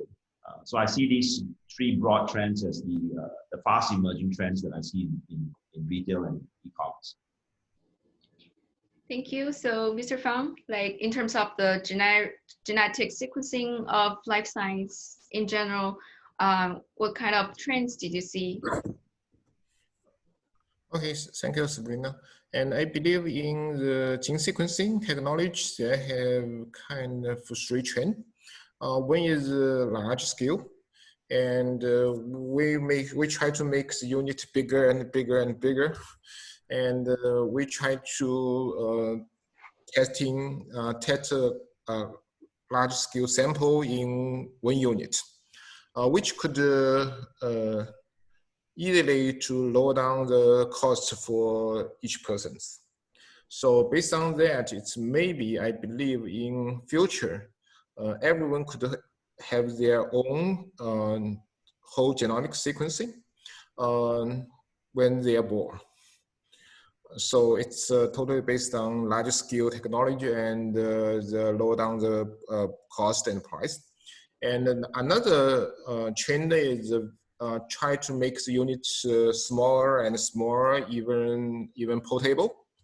And with this technology, it could be expanded the unit to everywhere, including the hospital and including a small clinical site, even including kind of street. For example, right now we in China, we try to enter a building. We need to have a test for your temperature, and maybe in future it could be a testing for your COVID-19. When you try to enter a building, then you could do a COVID-19 case in a few minutes. So we try to make the unit small. It's another trend. And the second trend is automated. And we try to use less and less people, which is because not only the people is very expensive and more expensive in China and all over the world, but at the same time, the automated technology could make the results more convincing for everybody. You will not be blamed someone did the wrong testing, and because it's the automation system, it's automated, so you could do something. And so through technology, I believe it's the future for the sequencing. So it's automated large scale unit and automated a very small portable unit. Thank you. So the last, Teng Yan, any exciting trends you see in the healthcare technology? Sure. I think there are many things that are going on in healthcare, and that's why I'm so excited to do what I'm doing on a daily basis. But I'll probably just highlight very briefly two key areas which I see are growing very fast. One is, of course, is around artificial intelligence, right, and making use of healthcare data. And to me, as a clinician, as a physician, it's just mind-blowing, like how over the last 20, 30 years, right, healthcare, medical practice has not changed a single bit, right? It's the same traditional way of seeing a doctor, the same way doctors are making diagnosis and doing management of patients. Maybe we have a couple of new medications or drugs that are there right now, but otherwise, if you look at hospital systems, clinics, they're sitting on huge amounts of data, but all the data is doing is just sitting there. You know, it's not been used, it's not been tapped. No one's really using it. And I think over the last 5 years, I think we're starting to see a lot of very interesting things, interesting products have come out of making use of that data. For example, now there's a tool that is developed by the National Eye Center here in Singapore that can actually detect that you have retinal eye disease, if you have diabetes, even faster and quicker without manual review. So a doctor, typically an eye doctor, has to actually review the images and tell you whether you actually have diabetic eye disease. But now all of this detection can be done by AI with more than 95% accuracy on that. And there are just so many, I think, other use cases around AI and using data that I think are going to permeate through all specializations within healthcare in the coming 5 to 10 years, once we get over some of the regulatory hurdles around bringing these tools into clinical practice. And I think the other area which I personally am also very excited about is really in the wearable space. And if you see, like, traditionally, a lot of the information that a doctor, say, uses to make diagnosis or management decisions is just captured in the hospital, right? Patient comes, patient does a blood test or does an X-ray or CT scan, and that data is used to drive decisions about management. But now, we are starting to see devices that can actually capture a huge amount of very clinical information that was typically not available to the doctor to make these decisions before. Like, say, the Apple Watch, the most recent Apple Watch 5 now is able to track your pulse oximetry and tell you what your oxygenation level is in your blood. And this typically is a device that's only used in the hospital wards if you're hospitalized for a particular condition. And the iteration before, right, the Apple Watch 4, they were able to start to track your ECG and your heart rate, and able to start to even tell you if you're starting to have an abnormal rhythm and flag it out before something happens to you. So I can imagine in the next generation of the Apple Watch 6 is probably going to be being able to, say, track your blood pressure on a continuous basis as you wear that watch, or even be able to track your blood sugar levels without requiring you to finger prick or take a blood sample, and can tell you, like, for example, after I have my very heavy meal of chicken rice, then my blood sugar is just going to rise very quickly. And all of that data, when used, I think is really going to drive a lot of very much better personalization in terms of management decisions of patients by clinicians in the hospitals, but also really supercharge the way healthcare innovations, both from a medical device as well as a pharmaceutical perspective, is going to move forward in the future. So I think lots of bright things ahead. Thank you so much. And the next question is for our audience. A lot of audience today would be startup entrepreneurs who see cross-border partnership right now. They will definitely face business culture shock and have a lot of challenges. So Oliver, I wonder, like, how's your experience in expanding outside of your home market, Singapore? Okay, that's a good question. It's one of my favorite topics, collaboration. So when ViSenze started, we had a day one mentality to take the global markets as our home, simply because Singapore is just way too small, right? With 5.5 million population, it's hardly a domestic market in a sense. And we felt that we had a confident technology that would service our clients in bigger market very well. So we went out immediately beyond our shores. We went into Japan, we went into Korea, we went to China, we went to US and Europe right from day one. It's actually only where we have had our successes in overseas market, then did we bring back to Southeast Asia. It was actually the other way around. Okay, it's a funny story, but I'm sure that there are many entrepreneurs who resonate with this one. But did we do it on our own, or how could we have achieved our success, or could we have done better? I always look back in a couple of ways. The reason why we have had our successes with the big brands and retailers that we work with was because of the collaborative approach that we took with them right from day one, especially when we are pioneering new innovations. All right, this is the confluence of both deep technology as well as real world market problems that they have.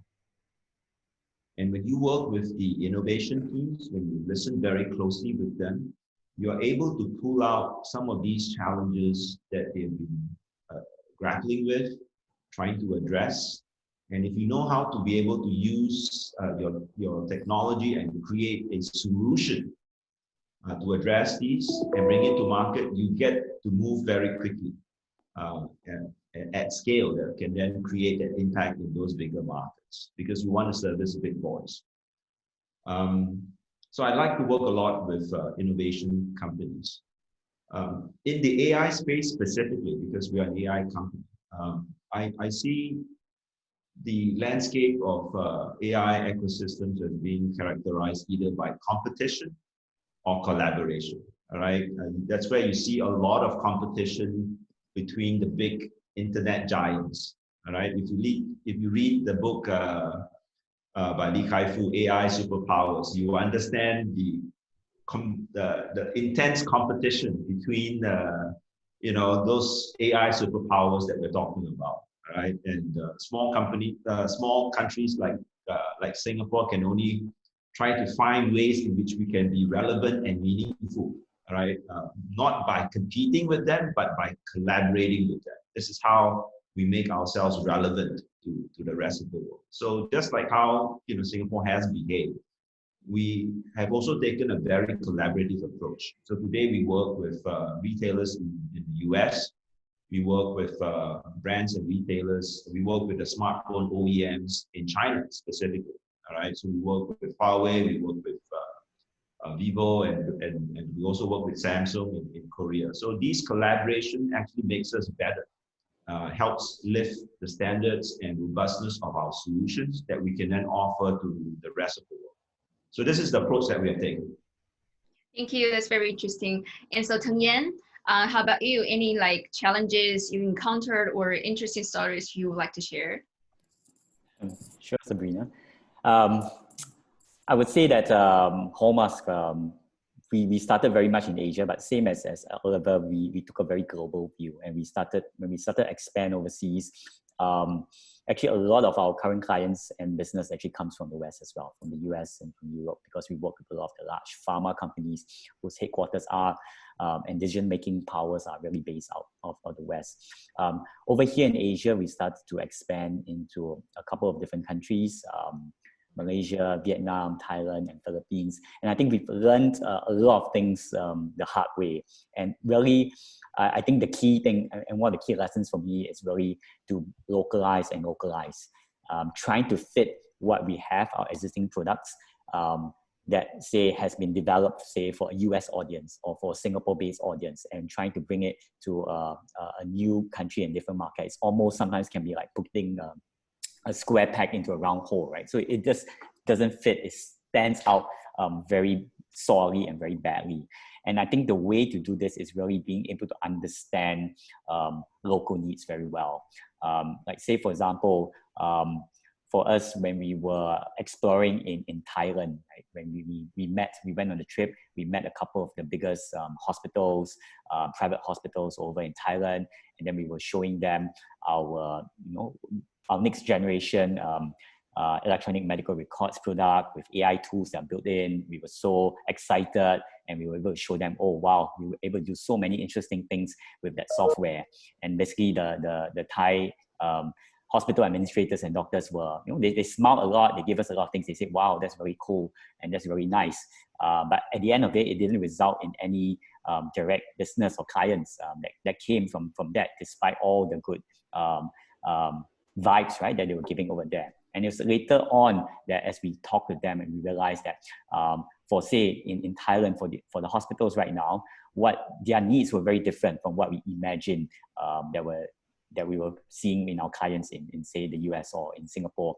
And what they needed, right, was really a more basic and operational electronic medical record system that would be able to capture the basic patient information, digitalize some of the existing paper kind of records, and be able to do billing in a very basic way. And so all these fancy AI functions, AI tools were not what they were actually looking for at that point in time.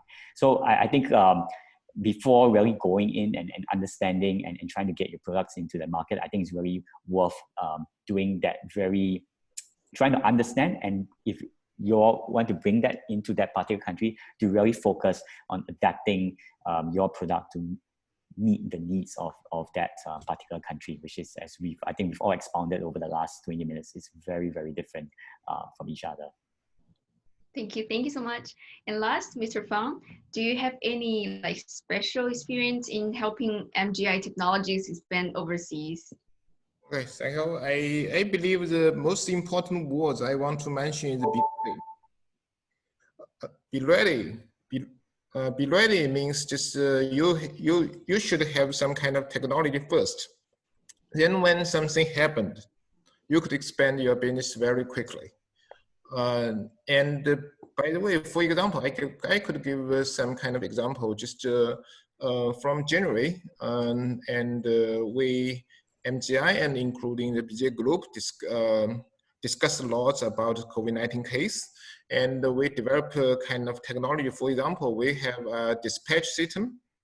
The dispatch system could dispatch 7,000 tubes in 24 hours. No one tried to develop those kind of technology before. The used to be automated system is only kind of 960 or 386 kind of wells and some kind of these things. No one tried to develop those kind of big scale handling system for everyone. So when we have this kind of technology, and when the COVID-19 case become worse, and our technology could be expanded very quickly. And for example, in Qingdao, and Qingdao government testing around, I believe, 9 to 10 million sample in just 1 week or 10 days. And for that, MGI, our automation system, contributes a lot for this. So this is in China, and out of China is same. We have technology, and we try to expand it, including the Southeast Asia. For example, we have the Huoyan lab, how to say, Fired Eye lab, Huoyan lab in Brunei and in Philippines. And we also work with the BIDI in Thailand to just confirm the early stage suspect COVID-19 case. And involved in the establishing the centralized lab for the COVID-19 testing. But all kind of this technology is based on be ready. So when BJ Group and when MGI were ready, and we expand our business very quickly in COVID-19 case. And our automation and our qPCR solution is the most popular solution for COVID-19 all over the world. So it's my word is be ready. Could be a bit different with Teng and Oliver's word, but it's my observation. Thank you. Okay, thank you guys. Thank you so much. I think we're running out of time. So thanks Xiaofeng, Oliver, Teng, for joining us, sharing your insights with us today. And for our audience, I hope you got a deeper understanding of what is deep tech. And also we're all looking forward to seeing more cross-border partnerships in the deep tech sector in the future. Thank you. Thank you. Thank you, everyone. Stay Everyone. safe, stay healthy. Thank you. 好，非常感谢刚才3位嘉宾的分享。初创企业在深科技生态中占据了绝对的中心地位，他们在加快推进某个新技术或者新产品的研究、开发和商业化方面发挥着非常重要的作用。有些非常激进的颠覆性的创新对于老牌企业而言风险过大，而初创企业则可以扮演着引领者的角色。今天我们邀请到了众多雄心勃勃且富有远见的科学从业者和创业者，他们将梦想带入了实验室，最终推向了市场，使得深科技生态不断的成长。下面的对话呢，将由36氪出海的研究所总监 Vivian 女士主持。我们将时间交给3组嘉宾和 Vivian。Hello Vivian。Hello， 感谢 Sabrina 的介绍。大家好，我是 Vivian， 也是接下来3个对话环节的主持人。那在接下来的1个小时中，我们分别邀请了3组东南亚以及中国的企业嘉宾来和我们聊聊两边的市场特色，以及对深科技的理解还有应用。那首先在第1个对话环节，我们邀请到了曾经投过字节跳动和 Grab， 来自郭氏集团旗下的 K3 Ventures， 以及中国云服务头部领先企业金山云的嘉宾来和我们聊聊改变传统产业的5G。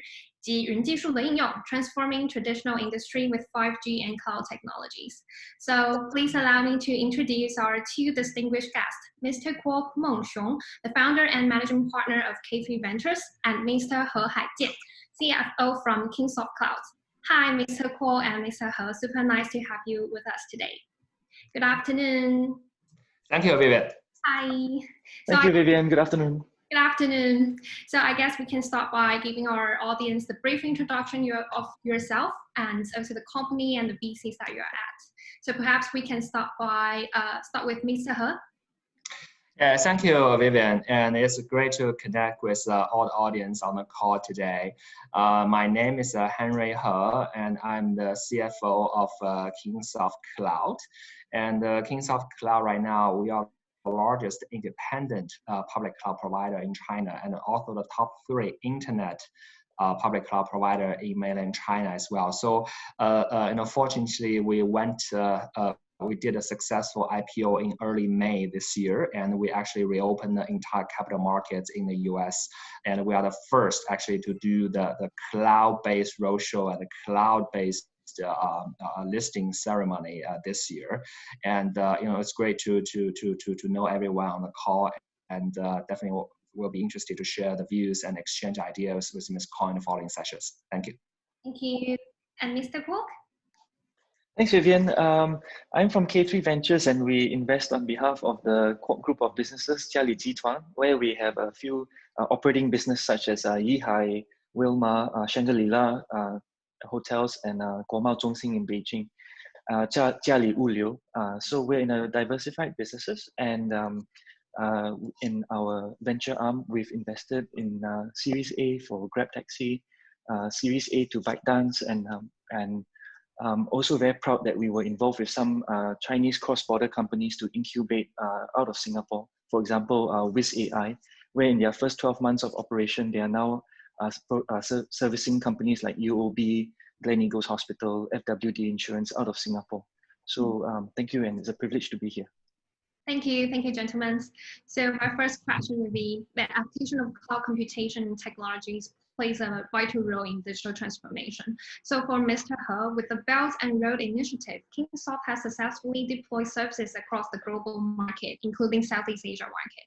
And as a leading service provider, what vertical industry do you observe to be at the mature stage of applying cloud technologies, and what industry are having great potential in the future? And perhaps you can also share some the differences between China and Southeast Asia market. And for Mr. Kwok, from VC's perspective, what's the progress of digitalization in Southeast Asia markets? And additionally, referring to Kwok Group's wide business coverage, as you just mentioned, for example, hospitality, retail, logistics, and etc. What types of digitalized solutions are you looking for? So perhaps this time we can start by Mr. Kwok. Thank you, Vivian.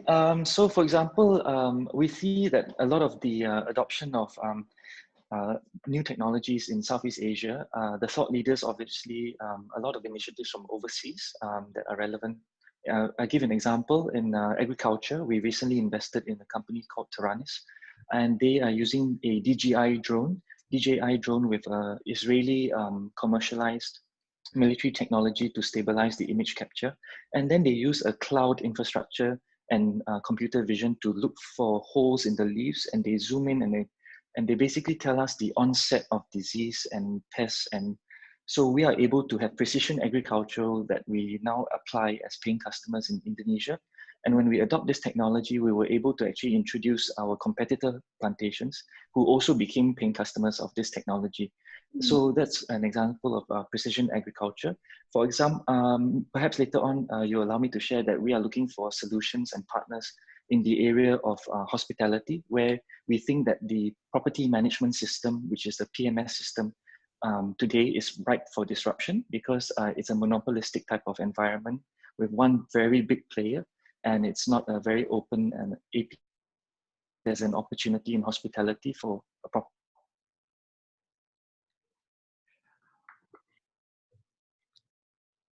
Hi, Mr. Paul. I think because of the internet, perhaps during the time that we are waiting for Mr. Kwok to back online, perhaps Mr. He, you can share your opinion on with the Belt and Road Initiative and what's the opinion of the applications of cloud technologies and what industries are having great potential. Yeah, thank you, Vivian. Happy to start there. Obviously, when Mr. Kwok back and continue to carry discussion. So from my views, obviously there are a few things I want to mention. Definitely, there are some interesting areas. I think when you look at the market, especially in Southeast Asian countries, the natural connection of the business, right? For example, when you look at the video streaming contents, when you look at the cross-border e-commerce, and when you look at, for example, the gaming business, and also some of the cross-border kind of trading business, because the underlying nature of the economics has been so connected between mainland China and other countries in Southeast Asia. So as a cloud industry, we are actually providing the backbone on the infrastructure that's supporting those businesses. So that's why I go back to your question is, when you look at where the cloud business opportunity is, we actually tracking what are the fundamental economics between the countries and between the regions. So I think definitely the areas, for example, the cross-border retailing business, right? As you know, the Chinese buyer are buying stuff from outside, and also, there's also emerging and more mature e-commerce company who are willing to use independent and a neutral cloud company like us to hosting that business because of the potential conflict of interest between other parties that actually give us a natural position to hosting the cloud data for the e-commerce company who may want to have a neutral partner with them, right? And also in the gaming business, as you know, right? Gaming is really a global industry, especially in Southeast Asia countries. When you look at what are the kids' favorite games, and that overlapping, right, between mainland China, Hong Kong, Taiwan, Singapore, are quite similar, right?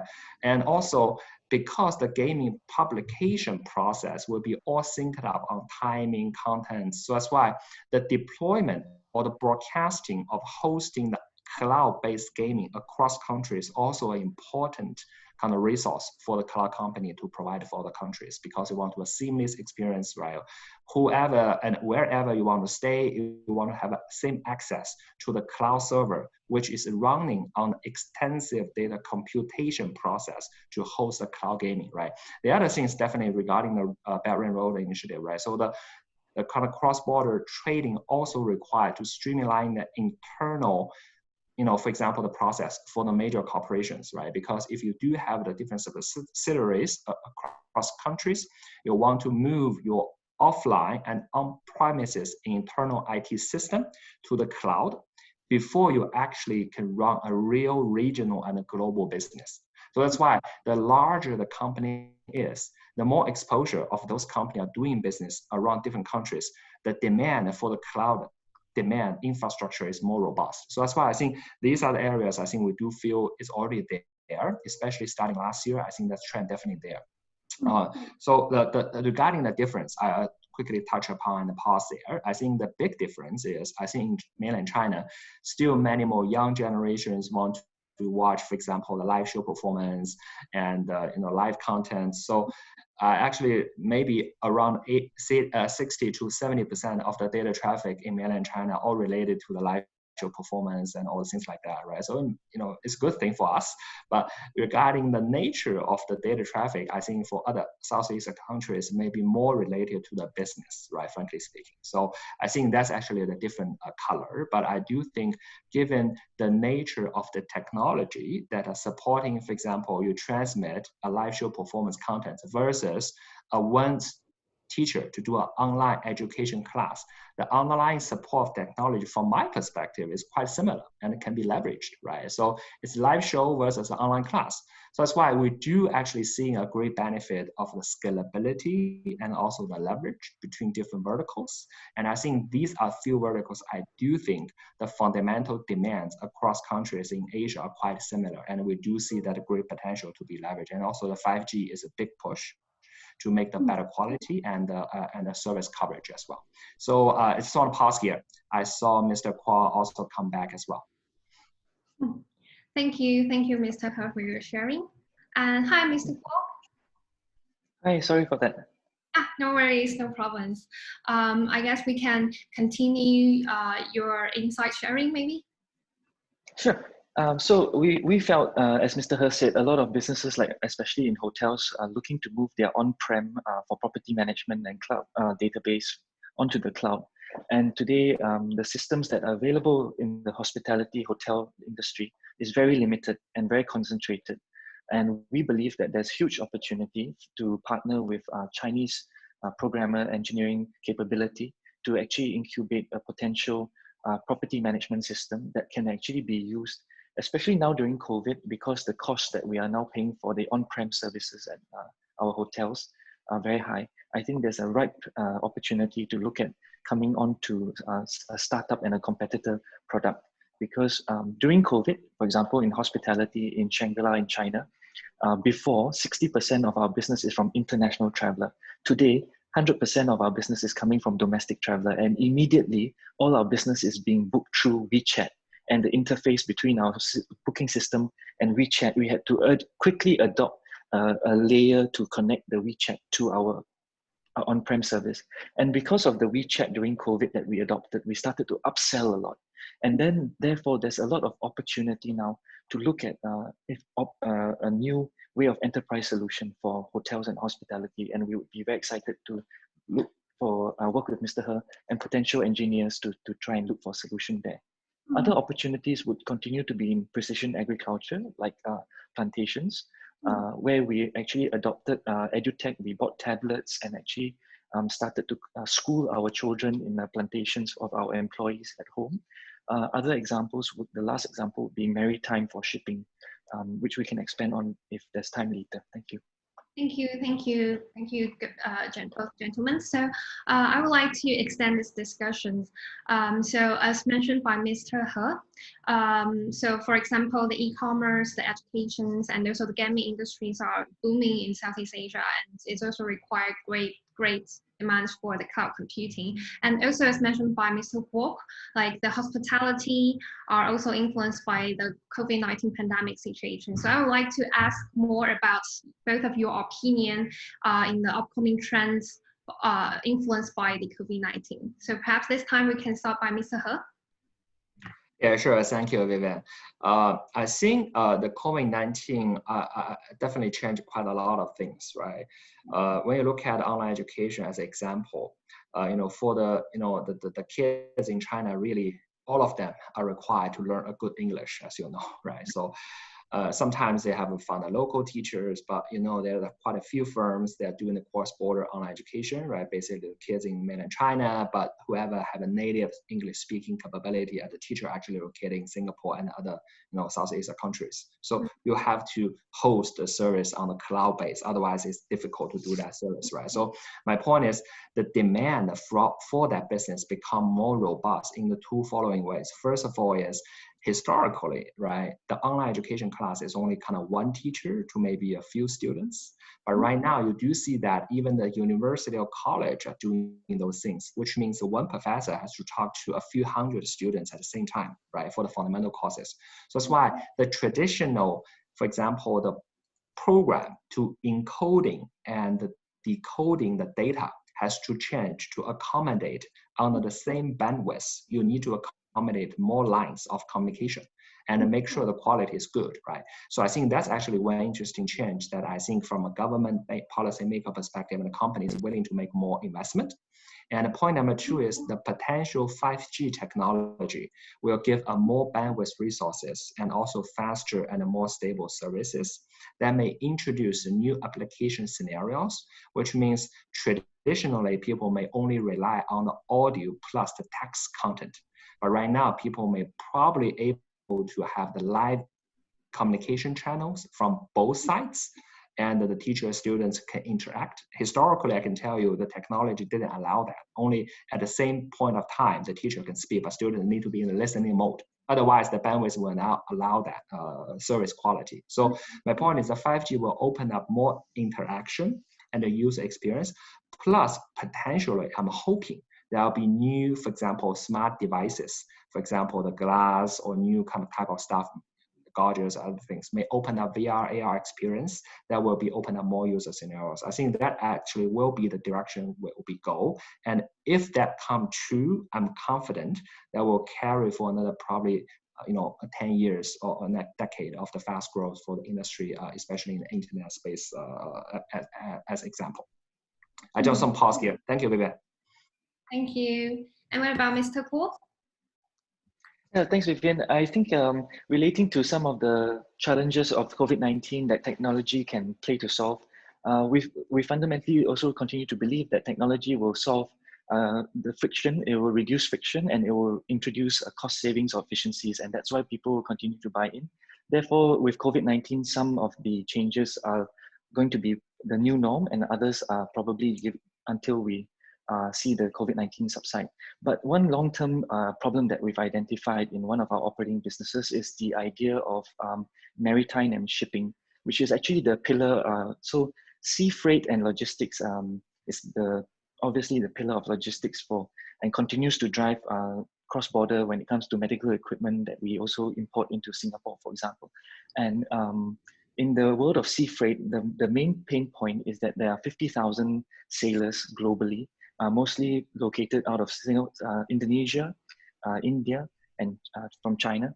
And we don't have a central database. So what's happened during this COVID period is that because there's no central database where the identity, the performance, and the history of the sailors are being tracked, we have had, for example, 20 sailors who were shipped to Italy to join their ship, and then they found out they had COVID, and then this has been disrupting the value chain of logistics. So we think that there's a real problem today that will be relevant to solve during COVID, that can be a long-term business plan in the maritime sector, which is to create a central database for sailors. There are 50,000 sailors globally, and to create a unique identity, we can add on value-add services like remittance, payments, performance tracking, and education, because a lot of sailors always want to upskill and training, and then as they train, they actually borrow to upgrade to become officers and so on and so forth. So that's an example of how we see COVID-19 accelerating the adoption of technology with young entrepreneurs when it comes to affecting the traditional businesses. Very interesting. So I guess maybe Mr. He, as a technology service provider, it will be very interesting to hear your opinion on how technology can empower corporates to deal with difficulties. Yeah, I think definitely I totally agree with Mr. Kwok. I think every corporation has an internal process, the HR management perspective, the OA or the internal office approval system, quite a lot of different systems, right? So I think right now, definitely people are seeing two things. One is all the remote work can be hosted on kind of cloud-based services, which means you don't have to download applications to a laptop and everything's kind of imaged, right, to the cloud server. And obviously, the point number two is you can have a better control about your data security, because the employee will not be able to copy and kind of interfere with the personal data, right? And the second point is the OA, for example, the internal OA process, right? So I think as you see more examples, the OA moved to cloud process, and it was streamlining internal kind of efficiency, that's for sure. And the last point is regarding how you interact with other parties. Because if your counterparty, either your vendor or your clients, have moved to cloud, you actually even better to move things on cloud, because you maybe find out that your kind of hosting server will be in the same data center that maybe your vendor or your major client has been hosted. That actually could save you quite a lot of IT connection cost and make sure the stability of the services. I think these are the few areas from more kind of backdrop and background. I do see that's going to be the great benefit for the big corporations, especially the large and very sophisticated users. Interesting. Thank you, Mr. He and Mr. Guo. So thank you, gentlemen. It's a very interesting discussion to see how clouds and infrastructure technologies can create more opportunities, either in the consumer market or in the corporate, improve their efficiency. So I guess we run out of our time, and I do appreciate your support and the time today, and also your sharing. I hope to see you guys around in the future. Thank you very much. Thank you, Vivian. Thank you. And nice to meet you, Mr. Khan, on the call. Thank you. Very nice to meet you too, Mr. He. Thank you. Thank you, Vivian. Thank you. Bye-bye. Thank you. Bye bye. 那刚才我们聊到了云技术和5G 的应用，那接下来我们将聚焦在智能制造的应用场景。这个环节我们的主题是增效降本、赋能传统制造的科技应用 ，The Future of Technology Enabled Manufacturing Solutions。我们很荣幸的邀请到黑狐制造的 CEO 周宇翔和 Vulcan AI 的 CEO Manik 来参与这次的对话。Let me introduce our two guests, Mr. Zhou Yuxiang, CEO of Black Lake Technologies, the leading company in China's smart manufacturing sector, and Manik, CEO of Vulcan AI, the leading Singapore-based enterprise AI solutions provider. Hello, gentlemen. Thanks for joining us today. Hi. Hello. Hello. Hi, gentlemen. Thanks and good afternoon. So perhaps in the beginning, we can start by introducing yourself to our audience and to introduce about your company and what exactly inspired you to tap into the smart manufacturing industry, and what vertical scenarios does the company cover. So perhaps we can start by Manik. Yeah, hi. So Vulcan AI is an AI company which focuses on the enterprise side. So more to do with machines, people, and with the use of sensors and wearables and CCTV to basically create a very insightful view of how your operations are running, how your machines are running, but at the same time, keeping the people safe. So I think as companies focus more and more on productivity and mechanization, sometimes things can go wrong. And we, along the way, sometimes lose the focus on people. So we are sort of moving a little bit from predictive asset maintenance type of use cases to yield optimization, as well as how do we keep people safe. So we're developing wearables which have sensors. So if something comes from behind you and you don't have eyes at the back of your head, so it can give you a warning that move out of the way. Or if you're working too hard, not taking a break and your fatigue is setting in, it gives you warning or to your supervisor. So the whole area which we're focusing on is sort of using IoT to help the people who are working in the manufacturing sector. Thank you, Manik. And what about Mr. Zhou? Hey guys, I'm the co-founder and CEO of Black Lake Technologies. We're kind of over the startup phase, maybe a growing company based in Shanghai. When I founded this company, I was brought up in a manufacturing-focused family back in Sichuan, China, a heavily manufacturing-intensive province. And when I was 18, I moved to the United States for Dartmouth College for my undergraduate study. After I finished the school, I went to Wall Street, mainly helping Chinese factories to acquire overseas manufacturing assets. Through that job experience, I noticed that even though Chinese companies were loaded with cash through our cheap labor, labor-intensive manufacturing model, so they had the chance to acquire overseas assets. But after the acquisition, it's very difficult for them to manage the factories, because certainly for Chinese factories compared with the German American factories back in 2012, back in that time, they were certainly at different information digitization level. I feel the gap needs to be filled one day eventually. So I quit my job and left Wall Street, moved back to Beijing and started my startup. Black Lake focuses on how to leverage on cloud computing and IoT devices to help those factories to easily start the first step of digitization. We are a company of 200 people, serving over 1,000 customers now across China. We are trying to tap into the South Asian market right now. Thanks for inviting me to this panel. Thank you, gentlemen. So digitalization is the term that we've heard for many years, and it's definitely the trend for the market. However, considering the cost, the scale, and the infrastructure, and the complexity, of course, in terms of different knowledge is required for different product line and different scenarios, it's never the easy work. So for Manik, I would like to ask, what's your opinion on the scale of implementation, and what's the current progress in Southeast Asia market? Any example you would like to share with us? And for Yuxiang, and also what's your opinion on this and how you address the challenges that we've just mentioned? And also would like to hear about the case or any example. Yeah, so perhaps this time we start by Manik. Yeah, so I think it's at different stages. I think when we, so I was in consulting for a very long time. So I was with EY and then Accenture, and then we typically work with multinational companies. So if you look at oil and gas, pharmaceuticals, those sectors, I think they went through some digitization a couple of years back. So they have sensors, they have smart machines, and you can get that information out through SCADA systems, and there's a lot of data to be had. So I think those companies, especially who are headquarters overseas, and they have sort of that history of digitizing and they have the data, they were the quickest ones to sort of get on to the smart manufacturing and Industry 4.0 sort of journey because they had the data. But then if we look at some of the local companies around ASEAN, I think I think the passion is there, the ambition is there, but sometimes they stumble because the data is not there. So they take a little bit, it's a little bit slower to start because the data is not there, and then the old machines have to be upgraded. But I think some companies are getting quite innovative about it. Like for instance, you may not need to have thermal sensors, vibration sensors, but maybe you can use sound sensors. So the sound has a very unique signature. So if some component is going wrong, you can use that.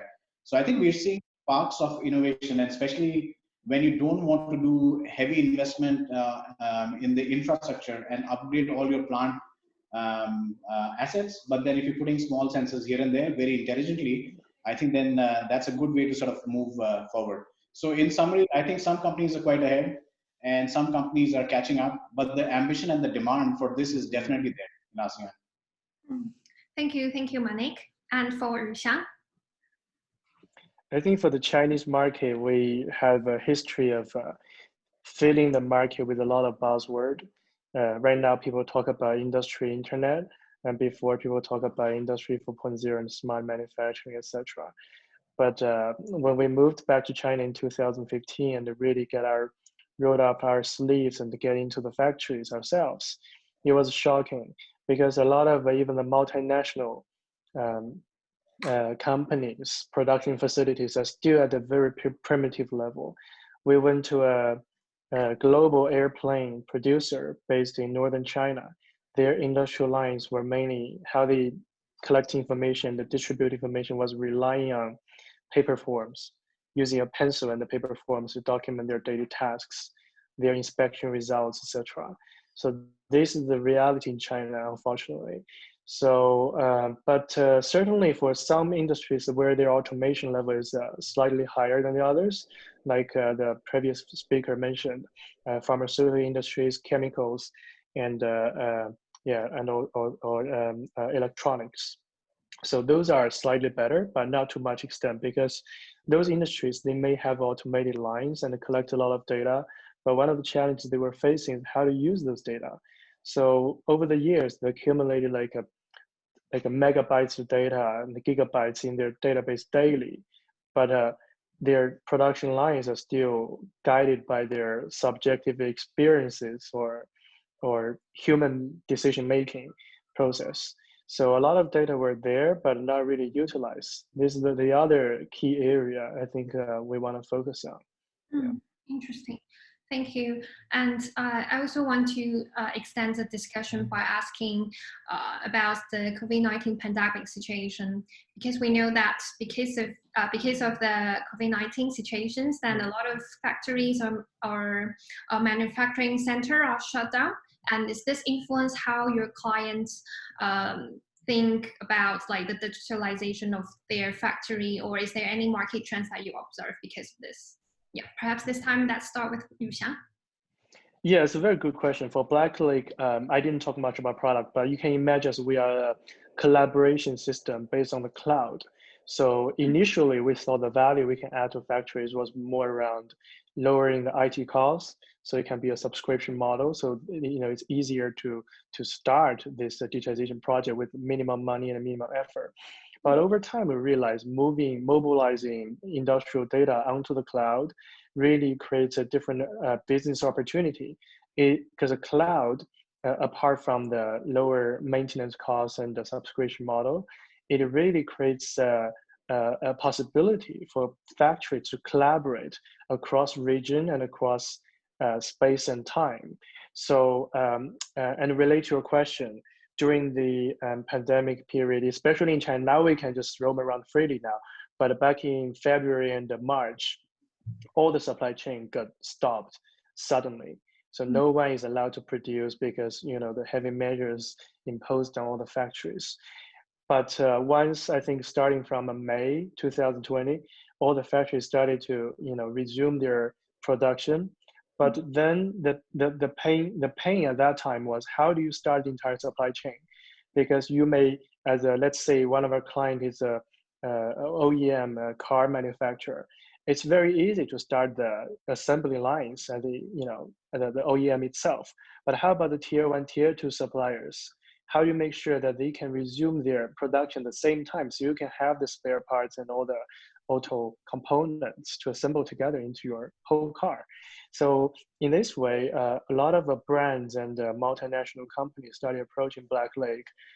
So instead of when we talk about manufacturing or digitization, previously we only limit the definition into digitizing a single factory. But for Black Lake, we're really a collaboration system. We connect factories across the supply chain. So this way, during the pandemic, a lot of companies realized their supply chain is really fragile. They need a more information system to empower their supply chain, make it more agile, and can start and stop at the same time. So recently we received a lot of orders from like McDonald's, from car manufacturers, from even like recently some noodle makers, etc. in China. So once their supply chain can be made more interconnected, and they can resume and stop and start at the same time. This is one of the values that we saw from this pandemic that actually generated business for us. Yeah. Very interesting. Thank you. And Manik, what about your opinion? Yeah, I mean, it was actually quite interesting for us because, as you know, in Southeast Asia, there are a lot of clients who are also in the agriculture and forestry business. So, it's a very rich region in terms of, if you talk about durian, pineapple, oil palm, forest. So, there are a lot of big companies which have thousands and thousands of hectares. And typically, I mean, before COVID-19, they used to use drones quite actively, meaning they will fly the drones, then they will process the images to actually find out whether there are some nutrient deficiencies in certain areas, so you can fertilize it, or there is pest and disease, and you can do that. But the challenge was that a lot of these big companies have central teams, and because in Indonesia and even in Malaysia, there were movement control orders, so people couldn't travel. So these drone teams couldn't get to where they needed to get to, and then the company getting these insights in terms of where they should do what kind of operation. And then what we did was we sort of took the AI that we used to use for drones, and then we started using satellite imagery. So, I mean, satellite imagery, I mean, is actually becoming quite democratized and quite cheap. So like for 40 cents per hectare, you can on demand basically say, fly the satellite over this area, give me the image, and I can process it. So I think in COVID-19, it really took off because people couldn't travel there, but there's nothing stopping from a satellite going over that area, processing it, and then saying, okay, that specific tree there the nitrogen levels are low and you need to fix the fertilizer issue. So it's all two things. One is the drone team didn't have to travel there. The second thing is because the resources, like people who maintain and upkeep the plantation, they're limited. Now you know exactly where to send them, so they also get more productive. So I think when COVID happened, because of all these constraints, I think people were pushed a little bit to think out of the box, and they found very unique solutions which actually make things more productive. And some of these will not go back to the business as usual way. So if once you found out, hey, I can do the same thing using a new technology, cheaper, faster, better, they will not go back. So I think it's a pretty good experience, actually. I mean, for some companies. Yes, indeed. So COVID-19 plays like an accelerator for most of the industry, I think. Yeah, so my last question would be, both of you have rich experience in serving big conglomerates and also multinational companies. So most of them have wide business coverage across the global market. And what's your attitude toward global partnership and what kind of partners that you're looking for? So perhaps Manik, you can share your opinion on this. Yeah, so I have to drop off, so I'll keep it really short. But basically, I think I look at it as an intersection of three things. One is sort of the business proposition. So if the products and the proposition to the client is complementary and not sort of competitive, it makes sense. The other circle I would say is important to have is trust. So you should trust them. They're not going to re-engineer your product. They will not steal your IP. That is there. Then the third is the values. Do you believe in the same things? Do you have the same purpose? So as long as you have the business right, there is trust, and you have the same values. If you can find partners who operate in that intersection, then you have the perfect partner. And that's what we look for. Thank you, Manik. And what about Xiang? Yeah, for our global partnership, we are looking for partners from both supply side and also demand side. For example, supply side, we're always looking for the most cutting edge technology partners. Like we are teaming up with Andrew Ng's company, Landing AI, and also a bunch of, there's a maintenance company called Infinite Uptime based in India. They do predictive maintenance. So those ones are the supply side we're always looking for. But at the same time, demand side, we always look to expand into Southeast Asia. As a matter of fact, Black Lake already had clients. For example, McDonald's. All the global Happy Meal toys are manufactured by 28 factories across the globe. And 8 of them are based in Vietnam, Indonesia, and Malaysia. If not due to the pandemic, we would already be implementing at those sites, but we will soon resume after the pandemic is under control. So at the same time, there are some Singaporean sovereign funds are talking with us as the next round investor. We're always open to those opportunities as well. So Black Lake is very open, and the Southeast Asia is certainly one of the areas we think it might be the next expansion point for us outside of China. Thank you. So I guess because Manik has an urgent meeting he has to attend, so he will leave first. And then for Yuxiang, I actually want to ask one more question if I can. Okay. You mentioned that you want to, and your Blacklist now want to expand to Southeast Asia markets. And is there any obstacles or challenges that you encounter, and what's your opinion, or how will you address these challenges? Yeah, we are very confident in our product because the day one we built this product, we want it to be a platform that can accommodate different industry demands across sectors. So for that, I don't think the regional specific requests will be the barrier for us to enter the market, but rather how do we find trustworthy partners and capable partners locally that can implement the product at site and identify the appropriate customers to land. These are the key questions that we have, because all of us, we don't have any experience work or live in Southeast Asia. So we are always looking for local partners who can, who serve the industry sector, but they are looking for more better technology to serve them better. So I think that's one of the key challenges. And the other way, I think, once you get into a new area, I think a business introduction is very important. At least in China, it's a heavily relationship-driven society. Even though people still focus more, put more focus on product itself now, but still, how do you break the ice? I think it's so important. So you're also looking for partners who are resourceful and who are well connected across the region. Yeah. Thank you, Yuxiang. I also agree that there's a lot of to expand to foreign market partnerships. To find a great partner is very, very, very critical. So fabulous, and that's a very informative and inspiring discussion. We're all looking forward to the solutions and how it can empower manufacturing enterprises across Asia and to achieve their best performance. And thank you for your time, Yuxiang, and hope to see you guys in the future. Bye bye. Okay, thank you. Bye bye. Thank you. 那我们的对话来到了最后一个环节，这个环节我们想和大家聊聊未来出行的一个主题，高效出行共享模式的未来 ，Empowering the market of sharing mobility。那在这个环节呢，我们很荣幸的邀请到了华丽智行的 CEO 邱志军邱总和 Swap Mobility 的联合创始人 Arthur 来参与这次的对话。Hello， 邱总 ，Arthur， 欢迎两位。Hi。Hello Arthur， 下午好，欢迎两位。非常感谢这个时间来参与我们这次的一个对话。那首先呢，我想先请两位介绍一下各自的企业，以及当初是为什么想要切入这个出行的赛道，是看到了什么样的一个痛点，或者是说在中国和新加坡两边的市场上发现了不一样的用户习惯，从模式上，从一个用户的习惯上有什么不一样？那首先呢，先请邱总来分享吧。Hi. Thanks for invitation, and I'm very glad to share my experience and opinion about smart mobility. Personally, I graduated from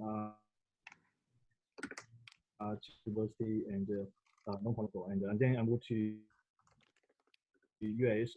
Got my PhD degree in Wisconsin, and I moved to California. And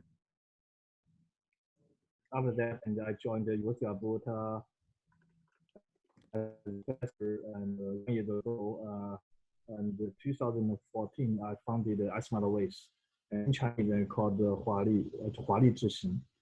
We had this kind of initiative and started this business just because we found the congestion and safety are two major problems, and for the no matter for moving goods, moving people, and also the information communication technology moving so quick, and but our vehicle intelligence, just because of Tesla. So and then we have a lot of the kind of new players and from the vehicle manufacturer industry side, and because I have around 20 years experience in North America, and comparing China and North America, we found in China the transportation domain very quickly, just like a DD. So we compare DD and Uber, so we can see some like a big difference between North America and China. So that's it. 谢谢邱总。我们接下来的环节将会用中文进行。那这边的话也请 Arthur 来介绍一下自己的企业以及为什么当初会想要切入出行的赛道。Thanks, Vivian. So the problem space that we solve is an academic problem space since the 1980s. It's called the pickup delivery time window problem. What this actually measures is how do you move the most number of people with the least number of assets in the shortest time and distance possible. So that's the background of the technology, and I'll just describe how we started the company and why we started. And I understand that I should actually articulate in Chinese. And so I brushed up on my Chinese, and I hope that everyone understands what I'm saying in Chinese. Why we started the company, right? 我们观察了到了几个现象。那第一呢，城市化造成了更加拥挤的城市和人流量，导致了公共交通基础设施的支出增加，这个是第一个现象。那第二个现象就是轿车类，好像 ride-hailing companies like Didi and Grab and Uber， 他们的服务虽然可以用来通勤，但会导致交通更加拥堵。那我们觉得公共交通的未来需要自动驾驶。需要随需而至，还有需要跟出租车一样快，但价格应该跟公交车一样便宜。因此我们的愿景是建立一个集中式指挥系统，这就是一个 command control system。那这个系统呢，将能够协调自动驾驶车汽车的运动，通过高容量集合 high capacity pooling 的方式接送人员，从而达到资源使用最高效率。那这是我们的愿望。好的，谢谢两位。那确实，我们看到了在技术和模式的赋能下，许多出行的整个想象被颠覆了。比如我们看到美国 Tesla 或是中国理想、小鹏、蔚来等新能源、智能汽车，还有智能充电桩的布局，甚至是结合到 Smart City 的整个 Big Concept 底下延伸出了各种服务。那我想问一下两位是怎么样看待这个未来出行的一个趋势呢？那我们先请邱总来分享吧。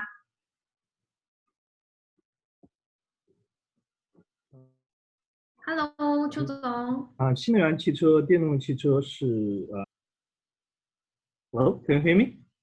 现在可以吗？可以。对，电动车的话是发展的趋势，然后电动汽车的话，我们认为一定是智能的汽车。电动汽车的智能的话，主要体现在会有很多的基于数据的这些对车的这种控制，以及对于出行的这些信息的这些实时的传递所以我们认为这个电动汽车一定是智能汽车，智能汽车一定是基于网联的和数据驱动的。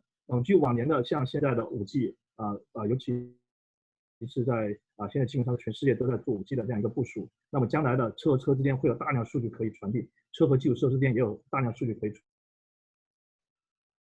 传递。也就是说，如果是有很多数据能在车和基础设施之间传递，那我们怎么样依赖于这些数据，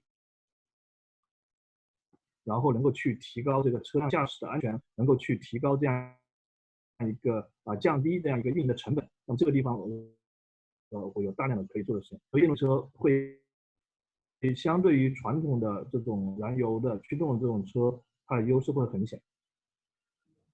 明白。Author 这边呢 Vivian, could you just repeat your question again? Sorry, I didn't get it just now. Yes, no problem. So we've actually witnessed a lot of business model transformations in the mobility industry. And for example, we've seen the Tesla and also the electronic vehicles such as Chinese Lixiang, Xiaopeng, Weilai. And also we have observed that how the future mobility business model is being implemented in the smart city, big concept of smart city. So we would like to ask about your opinions in the future trends of future mobility. As everyone knows, future mobility is broken down into CASE, connected, autonomous, shared, and electric. What I think the greatest trend will be is that everyone is focusing. I think the biggest fundraising for mobility space is in the autonomous vehicle space, and everyone is focused on building LiDARs and radars and deep learning technologies. But I think what everyone is not focused on, so everyone is focused on what I call the how to move space, how to navigate across obstacles. And there are very little people that are focused on the where to move space. And by where to move space, I mean a centralized control command system, just like an airport system that actually speaks to the connected autonomous vehicles, whether they're private or public transport, to actually navigate and orchestrate the movement of all mobility players in a city to pick up and drop off people very efficiently like water. So that's one of the greatest trends that I see going forward. And I also do see that the Chinese electric technology is way ahead of the curve. And I think this is a very, very good window for China to be the leading player in vehicle manufacturing because the European and US and Japanese players have been building internal combustion engine technologies for many, many years, and they are advanced compared to China. But this is a window for China to be the market leader because it's a fresh start. Everyone starts from ground zero, and China has the best chance to be a world #1 electric vehicle manufacturer. Okay, great. So speaking of the future mobility, and I also want to ask about both of your company strategies and how will you deploy the strategies to make sure that your companies follow the trends. So perhaps we can start with Chu Zong this time. 嗨，邱总 ，Hello。哎好的can you hear me? Yes. Yes. So we like to ask about. 对，我们的策略的话，我们的策略的话是包含3块，一个的话是国际化，我们认为这个全球的市场，尤其是像北美和中国，然后我们对于东南亚的话也非常的感兴趣，因为尤其是像新加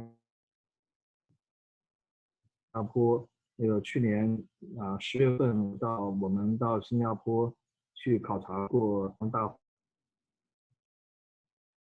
会，然后我们对于新加坡的这样一个就是城市的这样一个交通的管理，尤其是像这个已经实施了将近30年的这样一个拥堵收费的模式也比较感兴趣，所以我们认为新加坡的话是一个很好的这样一个数字化的手段，去做了交通网络这样一个供需的这样一个管理，所以我们对于像在北美的市场尤其北美的市场的话会更偏重车的智能，然后中国的市场的话在去年今年刚起步，也会更偏重于基础设施端，所以在全球市场上那个新加坡和中国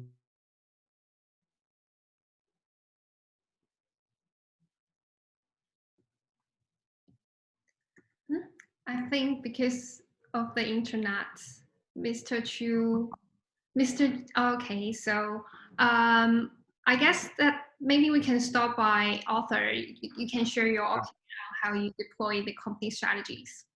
Sure. I'll try to get this in Chinese. So what we noticed in 东南亚, right, in Southeast Asia and 在中国, there's very huge mobility demand, and in both countries, right, 东南亚还有中国，他们分别都有已经很大的公司，比如说 Grab 和滴滴的这种轿车服务，他们已经建立了庞大的用户群，也扩展进了其他的相关商务，还有他们有足够的财力为价格战来做准备。那我们 SWOT 的strategy 呢，我们选择了用那个 SaaS model 软件作为服务的商业模式，我们把我们的技术许可给了在7个不同国家的公司和政府，允许他们可以使用我们的系统来提高他们的车队运输效率呢，还有乘客的便利性。那what I was trying to describe was that we chose not to do the price war. We go on a SaaS business to empower everyone to have a high capacity pooling algorithm. 延伸刚才的这个 idea， 然后我也想问，就像您提到的，在共享出行上，其实联动了非常多的 stakeholder， 或者是说联动了非常多的 partner 在里头。那其实，在数据的打通上跟技术的应用上是需要相对配合的。我也想请 Offer 来跟我们分享，从技术的角度出发是怎么样去实现这些事情，或是在跟 partner 合作的时候遇到了什么样的困难，然后以及你们是怎么解决的？那刚才我解说了我们的技术解决的是一个那个学术问题，叫 pick up delivery problem with time windows。那该问题指的是在找到一个能够使用最少的车辆，并在最短的时间和距离内完成最多的人数接送方案。我们主要科技是 heuristics， 就是说在不影响乘客体验的前提下，将尽可能多的人员集中在同一辆车上，并在几秒钟内，从比如说数万亿个可能性中，找到最佳的那个方案。这个是the base of the technology。and 我们用的科技当然是有那个大数据分析。比如说时空数据处理了数百万通勤者的数据，以识别他们的出行规律。So 我们需要很多那个 data， 就跟很多的不同的 stakeholders 配合，先拿到这些 data， 然后了解出行者他们的出行规律。这个是第一个。物联网当然也有。主要的多一个科技，我们叫做动态路线安排。那我们这个动态路线安排，我们的专有的路线排名，解说的是就是我们的系统将生成很多路线，比如说每个订单最多可以产生数千条不同的路线，然后我们再使用我们专有的路线评分技术，我们可以为用户确定最佳行程安排。这个是我们的一个路线评分技术，刚刚解说的。还有一个我们一个科技是叫 Elastic Offer。那 Elastic Offer 我中文不太会翻译，但它的解说就是只要客户的车队资源允许，我们的系统可以通过改变价格啊，改变的步行距离啊，或者改变选定的乘车或者下车的时间或地点，做出不同的服务标准。就打比方说，如果我们的客户要像出租车一样方便，我们也能provide 这种同样的那种服务标准。如果想更便宜，比如说跟公交车一样的那种服务标准，我们也能提供同样的这个服务标准。好，谢谢 Arthur。然后邱总这边呢，邱总这边对于在共享出行的整个链条上，需要很多合作伙伴的参与，以及不同企业的一些配合。然后从技术的角度出发，有什么样的一个应用是去完成这样的一个落地场景的吗？想要听听您这边的一个经验。在同样的一个像区域级或者城市级的这样一个技术的部署的过程当中，会涉及到有很多方，包括这种像终端的产品提供方，包括车辆的提供方，包括运营方，包括运营平台提供方，包括互联网的这些公司。所以就是说在这里面大家其实是把每一个给顾客提供的这样一个服务的链条里面的这样一个数据流为导向连接的这样一个把它连接这样一个点，所以大家在这里面呢共同的是数据，然后同时各自的是完成了自己数据智能的那一部分。我们认为在这里边的链条里边可能是会有3个核心的端，一个的话就是以产生数据为中心的核心的这样一个芯片端，然后再一个的话就是不管是出行还是物流的车端，然后再一个的话就是运营端。所以靠这个最底层的芯片驱动的科技，以及这个汽车的，就是说，因为现在的话就是像滴滴也好，Uber 也好，很多都在自己尤其像滴滴现在开始自己买车，然后再像很多的汽车公司都已经改名字自己叫移动出行的公司，所以大家都是在互相的进行渗透，然后在这种底层的这种芯片产生数据、传递数据，以及在这样一个把汽车当一个智能的终端，以及有运营商，那么这3个最端的这样一个就是一个 role， 然后怎么样再去把中间的技术平台等等的提供商能把你串联起来，然后为这个乘客提供更好的服务。明白，谢谢邱总。然后后面呢还有一个跟技术也比较相关的问题想问2位，就是现在呢，其实像刚才提到的，有很多的大厂都在做自动驾驶的接驳车也好，巴士也好，或是计程车也好，想问问2位怎么看待就是自动驾驶的一些出行方式的一个落地呢？然后在未来的几年或是未来的一个时间内，您觉得大概什么样的时间会是一个比较成熟的一个 timing？然后先从邱总开始吧。我们现在在通常谈无人驾驶，一般都知道 L4 和 L5 的，而且 L4 和 L5 的无人驾驶。我认为L4、L5 的无人驾驶，我们可能要把这个自动驾驶要把它当0和1来看待，就是说完全的无人驾驶，比如说它这个是 L5，然后有人驾驶就是现在的，就是我们很多这现在的一些传统的这种人驾驶车的基本上就是说依赖于人的脑袋，所以我觉得在这里边其实是一个用机器逐步来辅助和替代人脑的过程，所以在中间有很多的从0到1之间有0.1、0.2、0.3、0.4、0.5的状态。那么现在的技术其实就是通讯也好，传感、感知也好，和计算也好在过去的20-30年里面发展的太快了。那么在这里面，我们其实现在核心的最重要的是要迅速的能有这种商业落地的 case， 而且也有商业模式。所谓商业模式的话，就是说我的性价比较高，能够去满足大规模运营的这样一个能支撑大规模的运营。所以我认为现在的话，我们不要把精力，我们不要把重心放在这个 L4、L5 这些，我们要去看用这个 L4、L5 的这种自动驾驶的技术，到底在当前在就是说近期的3个月里面，近期的6个月里面，近1年里面怎么落地？比如说港口，比如说矿山，比如说机场等等，要找一些非常能够落地的 case 出来，然后把它迭代。如果我们只谈 L4 的 Robotaxi、Robot Bus 这一类的话，我觉得可能会要的时间很久因为它需要大范围。但是我相信固定路线的固定场景的这种自动驾驶落地，我相信其实在2020年，我觉得相信就能够真正的实现。明白，谢谢邱总。那 Arthur 这边呢，有什么对？Vivian， 我觉得以邱总刚刚在说的嘛，我非常同意。他autonomous 无人驾驶能实行推出，主要是他们的方案。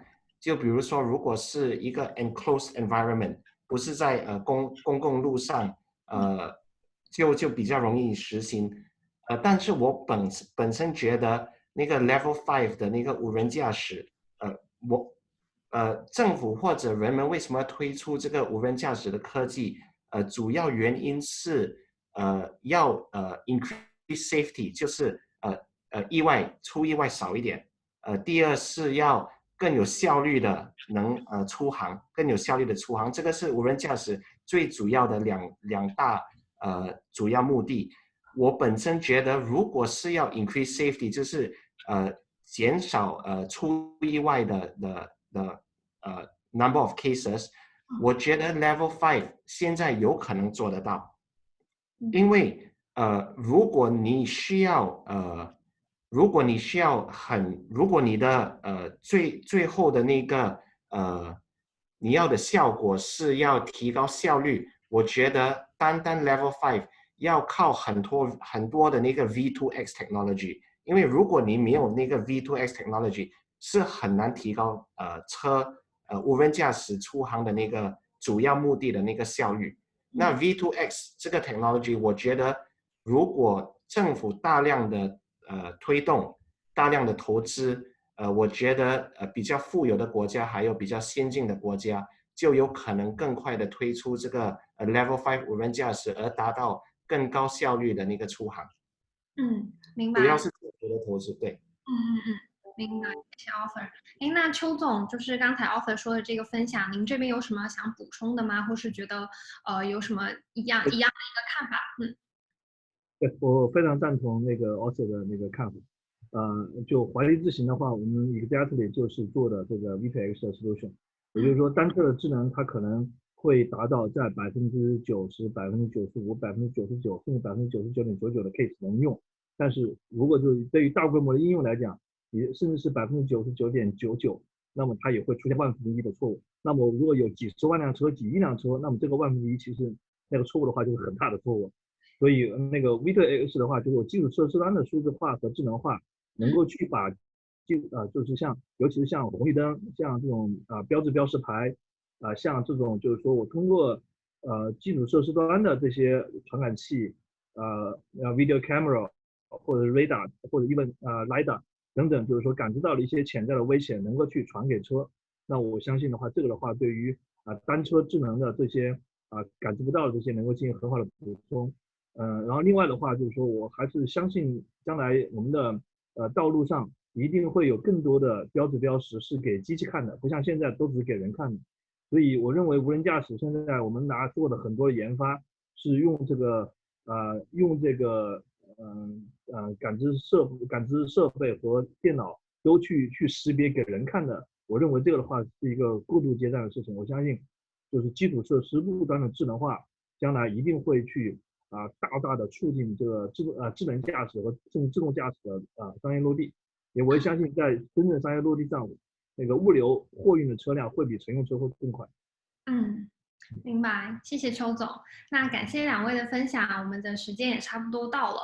然后出行的方式是我们每个需要面临的一个选择，然后也很开心在市场上有华丽之行、有 Swap Mobility 这样的企业致力在不断优化我们的出行体验，让生活更加的便利。再次感谢两位的时间，然后我们期待有机会可以线下见面。谢谢两位，拜拜。谢谢 Vivian， 拜拜，谢谢邱总。Yeah, okay, yeah, thank you， 谢谢 ，also 谢谢，谢谢，拜拜。拜拜。那本次的对话环节也在这边告了一个段落，非常感谢所有嘉宾的参与还有分享。我现在把时间交还给我们的主持人 Sabrina， 谢谢。非常感谢各位嘉宾的分享，也很谢谢 Vivian。各位观众，今天的东南亚创新机遇挑战2020年新加坡亚洲创新合作论坛最终场即将落幕。在此，我代表36氪 Global Care Asia 由衷感谢 EDB 新加坡经济发展局对这次活动的鼎力支持，以及每一位嘉宾和观众的参与。今天参会的每一位嘉宾打破了地区语言的隔阂，分享了宝贵的行业经验以及洞察，一起为实现真正意义上的跨境交流做出了宝贵的贡献。过去的10年间，数字化创新是时代的主流，而未来10年，深科技将会是下一轮工业与信息革命中的中心，是企业和风险投资者追求的下一个潜力股。与此同时，科技的发展也终将拓展人类的视野，并让我们与地球更好的共存共生。就让我们一起来共同期待深科技蓄势起飞。各位观众，如果希望回看本次论坛的视频，可以在36氪官网直播频道搜索获取。最后，祝大家万事胜意，期待我们下次的见面。